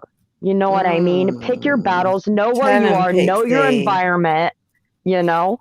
If you're there to enjoy yourself, then enjoy it, you know? Yeah, know your crowd. I did stage work. I was a dancer for 19 years, okay? I know how to read a crowd. I know how to read a room. I know how to promote things, okay? I know how to look at someone and say, they want to hear this. They want to see that, you know? And not sit there and go, oh, they don't like this, but I'm still going to drill it into their face. Like, if you see an old man, you know he doesn't want to hear Lil Wayne playing, okay? They just, you know, like, play something calm, you know? So, like, if you have a group of women, they're probably not going to want to hear, I'm going to, you know, fuck your bitch and stuff, you know, to the dude that, you know, it's not. But there are some women like me, I know what it is. I'm fine with it. Spit bars. I've helped dudes have been like, oh my God, say this. That's so funny. Because it just, but I'm not going to take offense to it. I know how it is. You have to know where you are. You have to relax a little bit and not really know your place, but just understand you're not the only one there.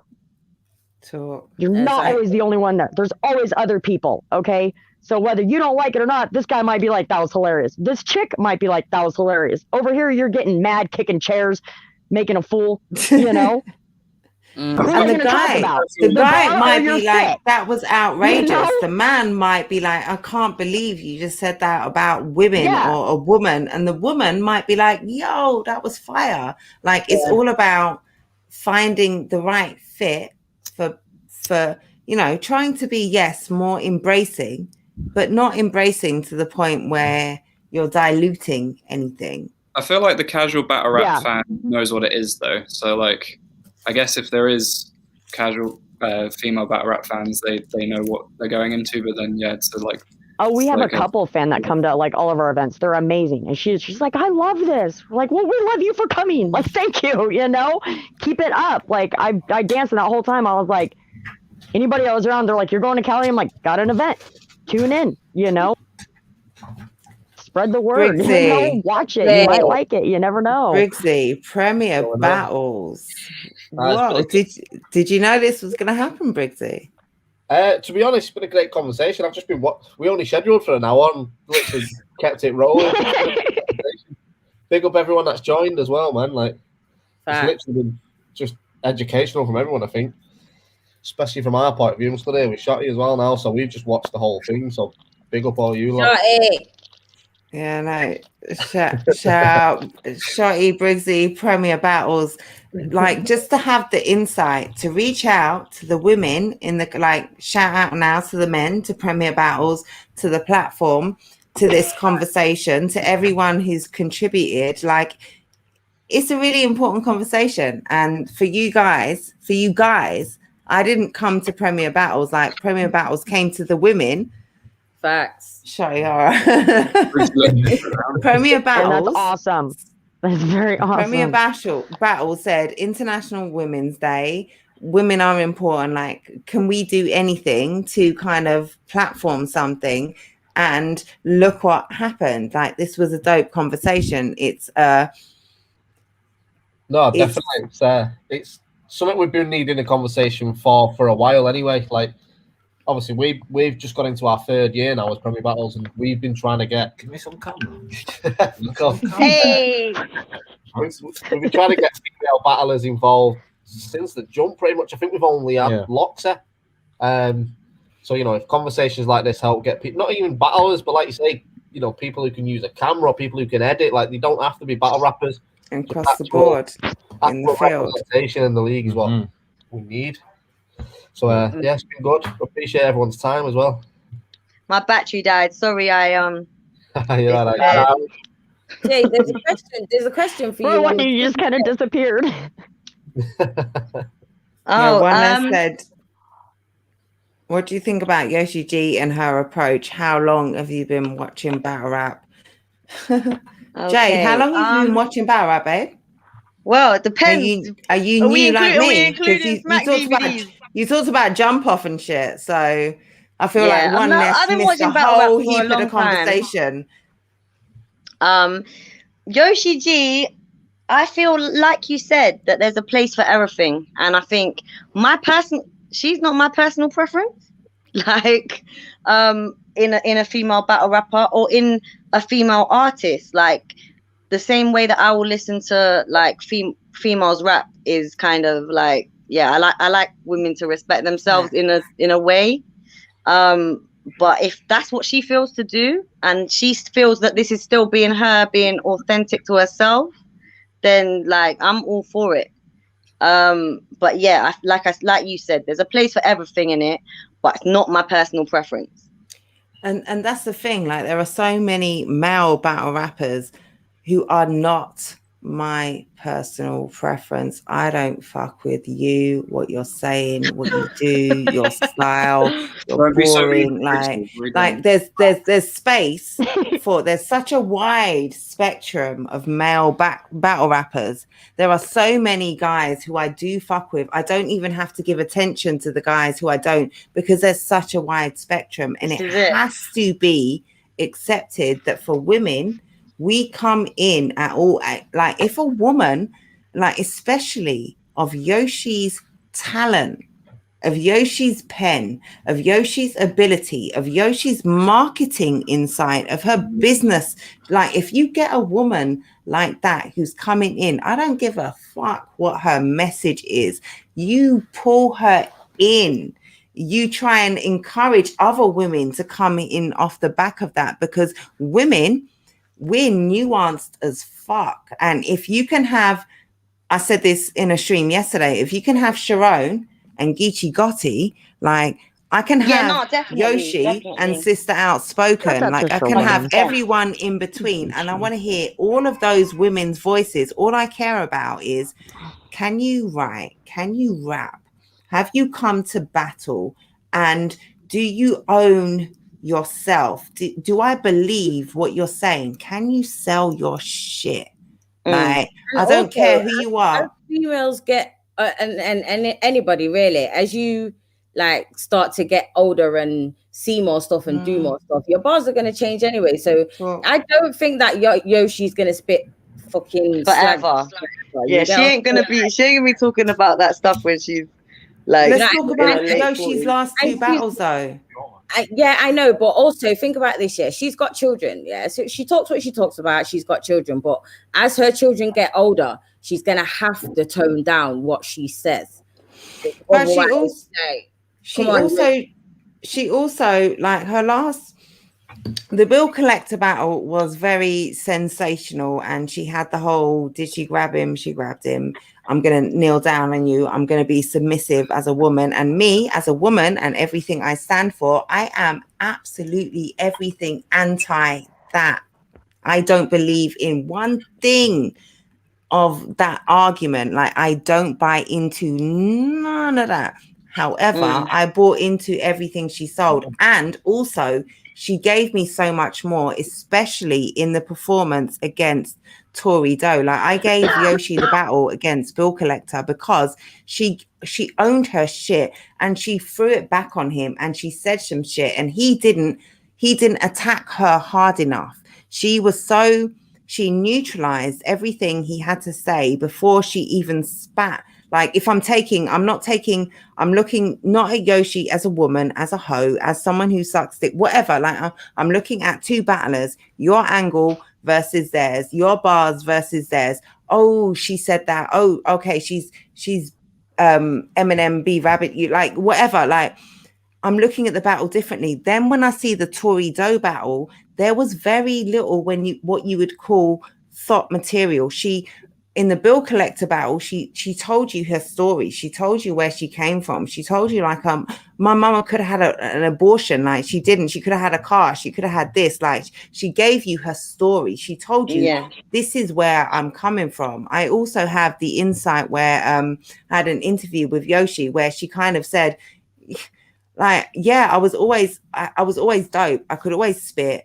I was always involved in promotion and media. I had a platform, and I was saying everyone was fucking with the sensational shit. I've got kids. I've got a life to support. And when I saw I could monetize it and I had an angle, it was like, okay, I'm tapping in on that. She came in on that. She had that ice cream van bar. She had the thought angle, which gave Yoshi had no business having the eyes that she had on her. She did on a sleazy angle that a lot of people might take offense to. Oh, I'm a hoe. I sucked it good. I will get on my knees before all of you. I will be submissive. It's distasteful to a lot of people, but for whatever reason, she got the attention. And then for me and for a lot of people, especially after the Tory Doe battle, she told you that she can rap.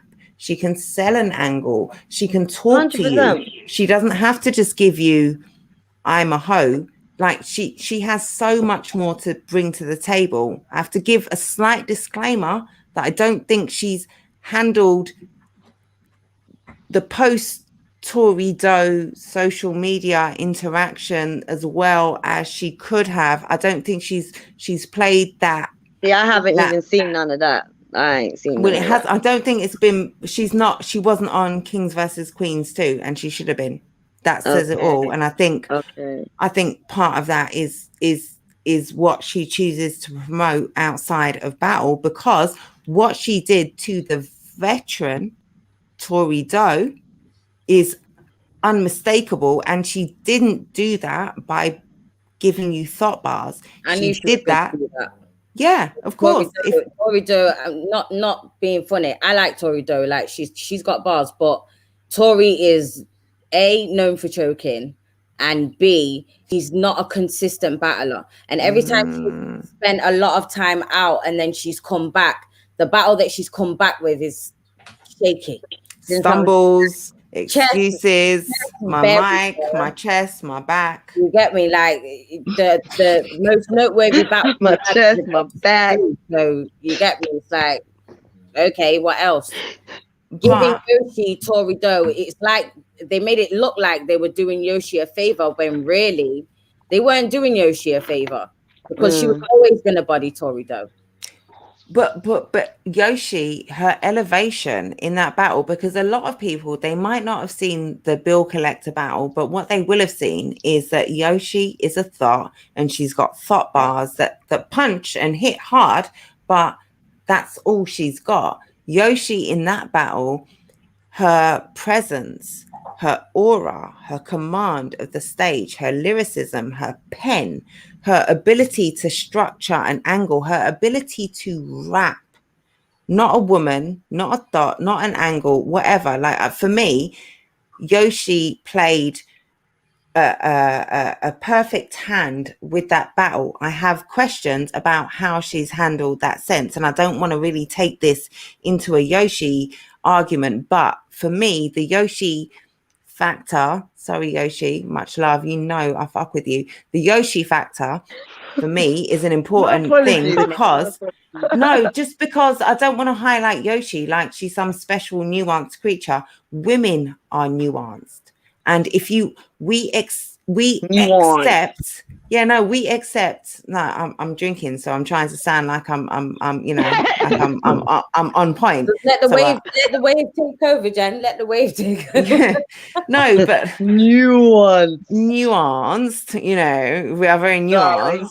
No, but like we have to accept if we are going to try and pull women in, the women who are passionate, the women who can write, the women who will fuck with this, if they are hoes, if they are pierced, if they are black, if they are Chinese, if they are poor, if they are rich, if they are disrespectful, however they come in, can they rap? Yes, bitch, I'm here for you. Like that's how we have to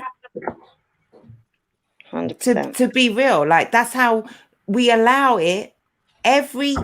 Every personality, every type of rapper, every type of character trait is exhibited in the men's game, and it's allowed, it's accepted. We fuck with it, we promote it. But women, We have to have a special pedestal for women. They have to fit in the like, please be sexy, please be unapproachable. No, why must you but always approachable. be sexy though? No, why please, must you always be sexy? I beg you, babe, because it works for me.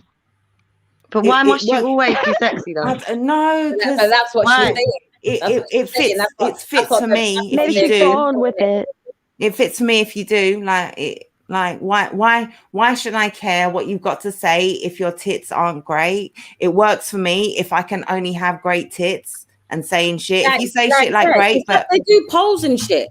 Like I remember when Queen of the Ring, like their forum was a big thing, and like I was in that forum, and the level of fuckery that used to go on in that forum there, like it was crazy. They used to have lists where they were rating battle rap females publicly. Like, that's what they have publicly, P. Desirable publicly. The most desirable to the most undesirable. So fuck out of it, man. I don't give a fuck. So you can imagine the behind the scenes conversations. Because I don't want people thinking I'm there for that. But like the thing is, okay, so again, bringing it back, core arguments, it is what it is.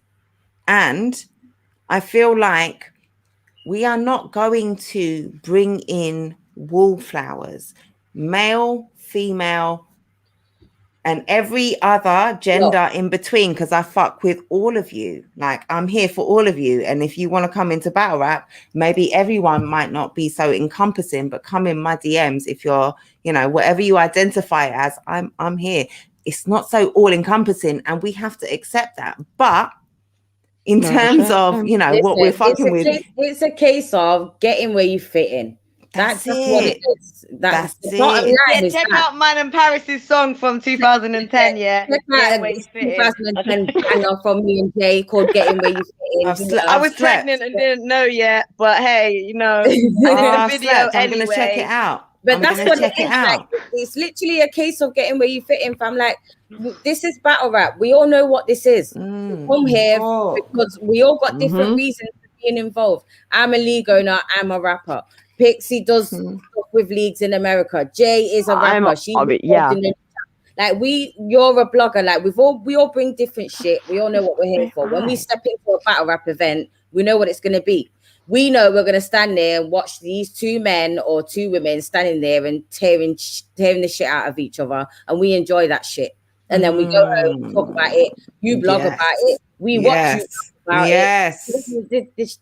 The shit's a cycle, fam. If you're not ready for this battle rap thing, stay in your motherfucking house. Go, like I said earlier, if it's gonna trigger you to go to a battle rap event, you've got to self-manage that yourself. You've got to realize that that's the week. Watch the shit on YouTube. The week that you go to a spot. There are certain battlers who headline. We're working hard, to put these events together. Like Briggsy can attest to that shit. We're putting these events together. We work hard to do these PPVs, the VODs. So you lot have got content and shit. So if you don't want to be at the event, like literally in the building, if you're uncomfortable being there, stay at home, watch that shit online. We will put that content where you are able to find it. And I think that's changed the game. The final Grand Prix, we all had masks on. I'm going to make a point here, and I'm going to get in my feminist bag and say there are certain battlers, who will headline an event and who aren't mentally and emotionally and physically equipped to what they are delivering on a stage. So this is not a space which is accepting of, you have to own your shit. You have to, whether you're a man, whether you're a woman, whether you're old. Like I was introduced recently to Lazy Jack. I called him Peter Crouch. I kind of had a few jokes. I talked about how gangly, but I also talked about how much now I fuck with Lazy Jack. It shouldn't work. It did. Lazy ass Jack. That's it. Lazy ass. What did you say? Getting where we you shared a cup with him in Dublin. Jay. Getting where you fit in, whether you're a man, woman. We're talking women specifically here. So we're talking, again, niches of niches. But when we talk about Yoshi, I've just talked about Lazy Ash. Like, those are people who are getting in where they're fitting in. When we're talking about it, by the way. Say that again. Lazy versus Yoshi. What? that was listen. These conversations, but this is. I'm not trying to, kumbaya women in some soft blankety. Yes, you are, man. Let there You're be the love. Pied Piper of battle rap, fam. We know about you. I'm yeah, no. Don't watch Silicon Valley. You just said Pied Piper. Two sides of a very different coin. Because whilst I am I'm very much that Pollyanna, please let's bring the women in, but I'm also, bitch, check your feelings at the fucking door. Like I'm if I could high five you, I would. It's nuanced, it's balanced, like it's get in where you fit in. You two said it best. Like that's it. I'm all for bringing them in, but it has to be the right mix, and we can encourage more women to come in, and it's not about trying to get people who aren't the right fit. Whether I'm for, if you know me, I'm for growth of our scene over here in the UK and Ireland, full stop. Man, woman and child too. Like my son I'm trying to bring him and all his friends in slowly. He doesn't know it, but like that's the next generation. Like he's 70. Like I'm for everyone. Start him young. Yeah, no, I'm for everyone coming in, but I'm also respecting of essence. So yeah. And this is what I was trying to say earlier about, like, it's all well and good saying, yeah, we want more females at events, but it's like that whole, it's like if they're not there for the battles, it's going to get annoying once the battles start and they're chatting shit. Do you know what I mean? Can't kill my vibe.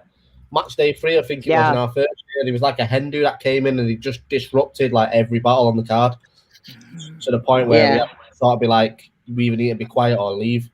But, not trying to ruin your Hindu or anything. It's not necessarily the coolest thing, but one of my biggest battle rap phobias, and it might have had me like being that woman, and it's not cool. We are unicorns, so we have to own that.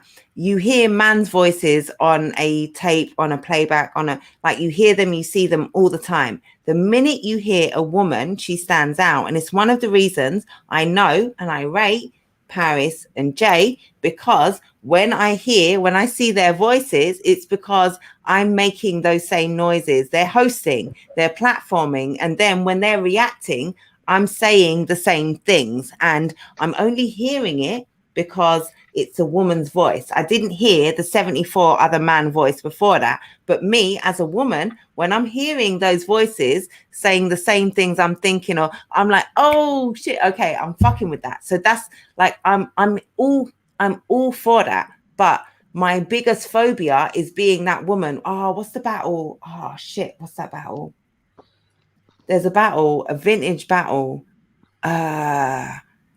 and it's absolutely ruined by Banshee wailing. It's an American battle. It's niche. Two dope writers. We just had Banshee wailing. Banshee wailing. I've heard a girl in the back. Oh, I mean a chick screaming at the top of her lungs, like screaming at a bar, and nobody else was doing that. I was like, okay, scream. And because, like I say, it's not necessarily the fairest thing in the world, but we are unicorns. You can hear 74 different men giving gas and be like, oh, fuck that gas. The minute you hear a woman's voice, shrill, high-pitched, saying some wild shit, you're like, fuck that bitch. And I'm not here for that. True. No, I hear that. It's got to be the thing. It stands out for all. It's the wrong reasons, but it is what it is.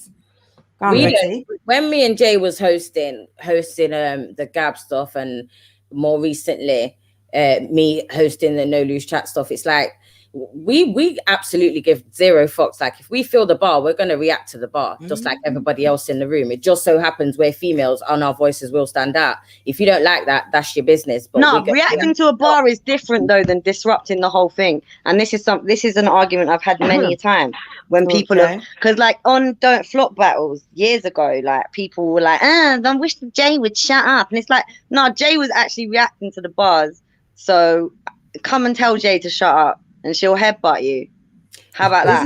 This is what I'm saying. As someone who's looking at all of those battles retrospectively, like I know Paris and Jay because when I'm watching those battles, and so many of those battles I listen to, I didn't actually watch because I'm listening to while I'm working. So I'm hearing bars, then I'm hearing a woman react, saying the same thing or sentiment or feeling energy that I'm saying. So now I have to look, shit, let's go. Like, who's that? Who's that? Who's that brown face girl? Okay, that's that same girl who I keep seeing, or who keeps hosting, or those are those gifts. Oh, okay, those are the hosts. Like, or if you're not the host, it's a code red. It's a Don't Flop. I'm like, okay, shit. Those are those women. It's the same sounds. You stand out because you're women. If you're a man who's insecure about whatever he might be insecure about, hearing a woman react to good material after he's heard, you know, most men don't think that we even how dare we be out of the kitchen. You would think in battle rap, they don't actually believe that we catch the bars in the room. Like when we're reacting to the bars, a lot of men have said to me, do you actually catch the bars, or are you just reacting because everyone else is reacting? I'm like, if you actually watch the footage, sometimes you'll see me not react when everyone else does. Like, the bars. I wasn't feeling that. You was gas. It's different. Yeah. It's different. Jen, there was a question for me, but it's gone now. Can you see it from where you are? It says, where can we find your body of work, and do you still make music? How did you just make it come back up like that? Briggsy. You see, Briggsy. If you know, like, so we popped up on the screen. We all kind of did it. I feel like we brought out all the relevant comments. Briggsy has just been behind the scenes making shit magically happen. Magically. No, it's not magic. It's Briggsy. Oh, big up Briggsy. My music, you can find it on my SoundCloud, which is Jai Music, and also on my Bandcamp, which there's a link to on my Twitter, which is Jay Thinks. Everything's Jay Thinks. Paris, are we going to hear your voices anytime soon as women in this culture talking about battle rap events? I know, Paris, obviously you're a league owner, you're very much prominent in what you do on No Loose Chat, but as ladies in this culture who have been around and who have a voice and who are tapped in now, and who are also tapped into me and tapped into Phoenix Fire, who was also here earlier on. Ladies, are we going to hear from you and this sort of point of view anytime soon? I definitely hope so. Like we've been talking about doing a female battle rap show. Myself, Jay, you, London Jenn, and Phoenix Fire. So that is something we've been talking about. Probably get that popping like more towards the summertime. But you know, there's always something going on for us. Like it never stops. I know, especially for me, like I said before, it never stops. From I'm on the phone to battle rappers every single day, like even on a Sunday, like every day. No rest days, like, Paris. I am like a friggin' battle rap counselor. Like it's crazy. I'm like all these man's mothers right now. So rather you than me, mate. The advantages of like, women in the scene. You don't understand, like until you actually become somebody that now everyone's looking to for answers. You don't realize how important your role is. Like I was stumped to find out that now I have to make sure my battery is always charged. Always got data on my phone. Logistics for us. When I'm on the street. Logistics, Paris. That's how you have to run a league. God help if you don't have Wi-Fi. A lot of these men are divas, fam. They're so demanding, it's ridiculous. But I will deal with them because I want to see each and every one of them win. You get me? So all we want to do is build the scene. You get what I'm saying, and make sure that it's inclusive for everybody. Because for a long time it hasn't been. You get me? And we've been trying to make it inclusive for females, but also inclusive for the battle rappers around, like some of the ones from Gab and the other ones that have come around, the newer guys as well. They don't really get looks and good looks on other platforms. You get me? When Don't Flop was prominent, none of these men were getting plates. Do you understand? So we then have to start creating shit to make sure that these men get seen. Seen as a very different space and from what it was at its heyday. The scene looks healthy right now. We got Premier battles, we got No Loose Chat, you've got you've got Rappers Fall. That there's so many leagues going off, and everybody can get plates everywhere. It's a little bit more inclusive now, so we just gotta keep it rolling, and now add the female inclusion. You get what I'm saying? Yeah, we gotta have a little brainstorm. Oh, they don't call it brainstorm anymore, do they? Apparently that's offensive. It's a mind map. We need to have a mind map. Brainstorming. I'm gonna go crash a car. Listen, it's battle rap, so we use we want to use we need to have a mind map. No, we're gonna have a brainstorm. Offensive to what? Doorknobs? Yeah, no. I don't know. Listen, I've got a brain, and my brain wants to storm. When I said brainstorm the other day, they were like, "No, it's mind map." I was like, "Okay." Wouldn't brain fart be more offensive? Looks like a brainstorm to me, mate. I was born in the 80s. It's a bloody brainstorm. Right? Yeah, we need to have a brainstorm on how to cultivate some female rappers. Because I wouldn't even. You see what I was like. What I said to you before, like I don't want to battle because I'm too sensitive. Yeah, but I would happily like mentor a young female rapper that wants to battle. You've got experience, on angles, you've got gems, on all of it. Yeah, on you're present, a rapper, on all of that. You've been in the scene. Yeah, that's it. Well, there are so many people who have insight, who can add to somebody new coming in. Okay, so you may not be that woman. You might be a man. You might be a league owner. You might be someone, a rapper with, or whatever your level of experience. You may have something to add to a woman who is coming in the game. So when you see those shoots, when you see those buds, I think this is like Briggsy. Shout out to you, Shotty, Premier Battles, like for just having this conversation, because it's those sorts of things. Like we need to be aware, like that awareness of Paris. We cracking. Like I can't. I'm not laughing at you lot, yeah. I'm chilling. I'm hearing my cousins here, yeah. And in the background, he's got headphones in, but in the background, I can hear fucking Leona Lewis. Keep bleeding and keep. I'm dying. See, fam. You really listening to Leona Lewis? Monday night joint. Hold on. We're not also Mellow we're having Magic. a conversation here about bringing women in, and Leona Lewis is in the background talking about keep bleeding, like the irony.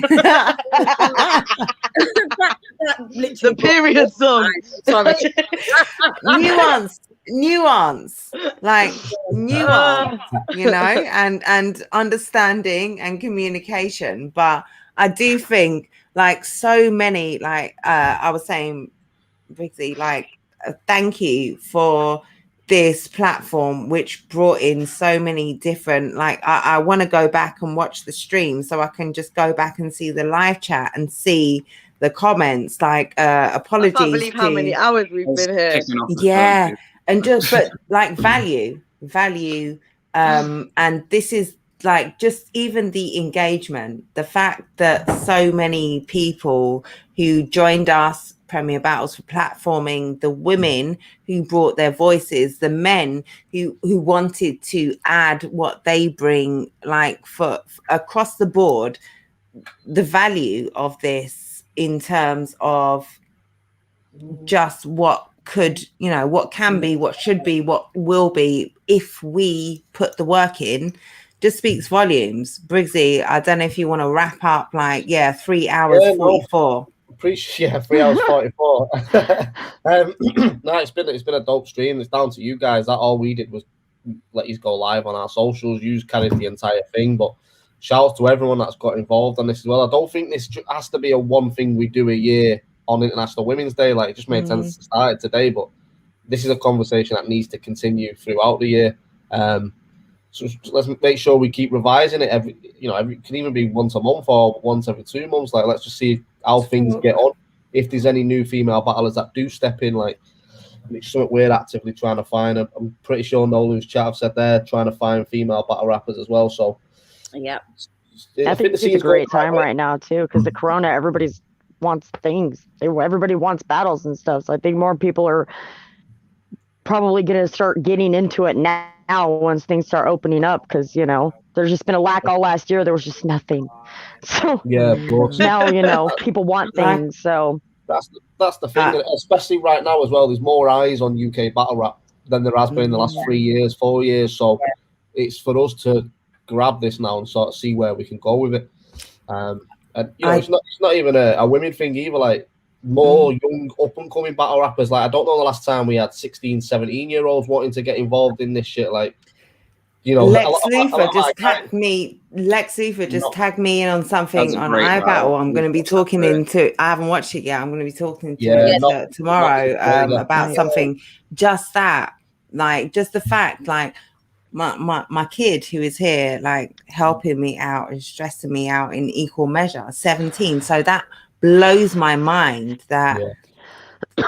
Someone so young can be so good, to be platformed, to be, so invested that they've reached that level where, not that my timeline is that, exclusive, but it's a 16-year-old and a 19-year-old are coming across my timeline, and I haven't tapped in yet, but all the comments are fire, dope battle, super potential, growth. Like you said, Briggsy, it's not, yes, we are women and we focus here on women. We want growth in the scene as a whole. Like, the UK, it's not, we had a heady high. It's not that right now, but the amount of potential across the board during, like, 12 months of lockdown, of uncertainty, of stop-start, of could this happen? Like, what the battle rap content that I have had from the UK and Ireland,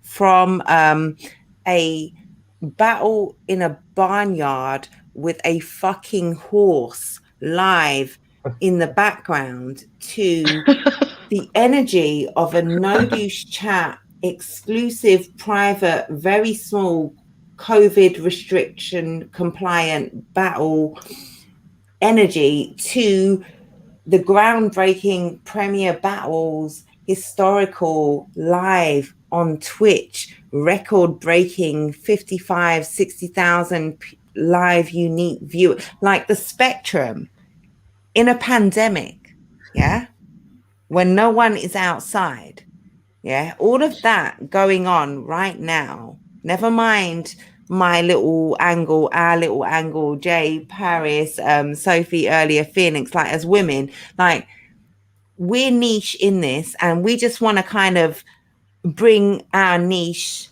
to its maximum capacity. But for me, our scene over here, and I don't even like to, I don't anymore like to say UK battle rap. It's our scene here in the UK and Ireland. It's not some separate private category. Like, we've got so much here going on, and so much for me as someone new. So, always excited. But what you guys have, someone as, like, I talk about what people do. I'm media. So I've only got content. I've had a whole heap of content for a very long time. And it's only because the people who actually actively do shit have been doing so much shit. But I think it's the perfect time to get new people in. Like, if you've got friends who are in, like, you know, they've never been to a battle rap event, they don't want to go. The reality is we're all locked in our house. Like, the Twitch streams, for example, we're doing, they're free. They're on Twitch. Yeah. Free, live on Twitch, King of the Dot. Because what happens if you share it with 20 of your friends, if 2 of them lock in and enjoy it, then they'll go and check out the rest of the scene. So then they'll go and buy a No Lose Chat VOD, or they'll go and watch, you know, the YouTube channels out there. They don't have to physically come to an event to have a taste of battle rap right now. That's what the beauty of Twitch is, because everyone can access it for free and it's live. You can engage in the chat, which is what I think people are enjoying right now. I've been enjoying Twitch. I'm not even gonna lie. Like, I've all found up some other like DJs and stuff, and all just gone to some like some rave in Jamaica at 3 o'clock in the morning, and I'm in my living room. It's mad. No, but Jay, that's how these sort of things work. I'm and totally that's on the Twitch every day. Yeah, that's the benefit of platforms like Twitch, like Caffeine, a free battle rap. Like, when you've got things aren't ideal right now, but when you've got these platforms like the Anarchy tournament free live on King of the Dot, when you had the Grand Prix tournament, the Ultimate Madness tournament, Caffeine, like when you have all of these free platforms to bring in the random viewer, a lot of people, it's not for them. Fair enough, 100% understand that. But the more people you can bring in, the more people are going to stay and, you know, grow. So, so much positivity going forward. 2020, 21, when we open back up, like, I feel like we're in a great place. And to have this conversation now about women specifically, I feel like you say, Briggsy, who knows where it will go from here, but this was a great starting point. And I keep wanting to wrap up. Like, I'm gonna wrap up what you just said. I'm 7 minutes from where I was trying to wrap up before, but like, anyone feel free to duck out, battery. wrap up, Briggsy. No, like, you know what? Like, first and in. foremost, I want to just say big up to you, Jen, 100%, because I feel like, you know, although we've all been a part of this panel, you know, directed questions, were responsible for letting everyone have their time to speak and all of that. And that stuff, that whole facilitating job is a difficult job. So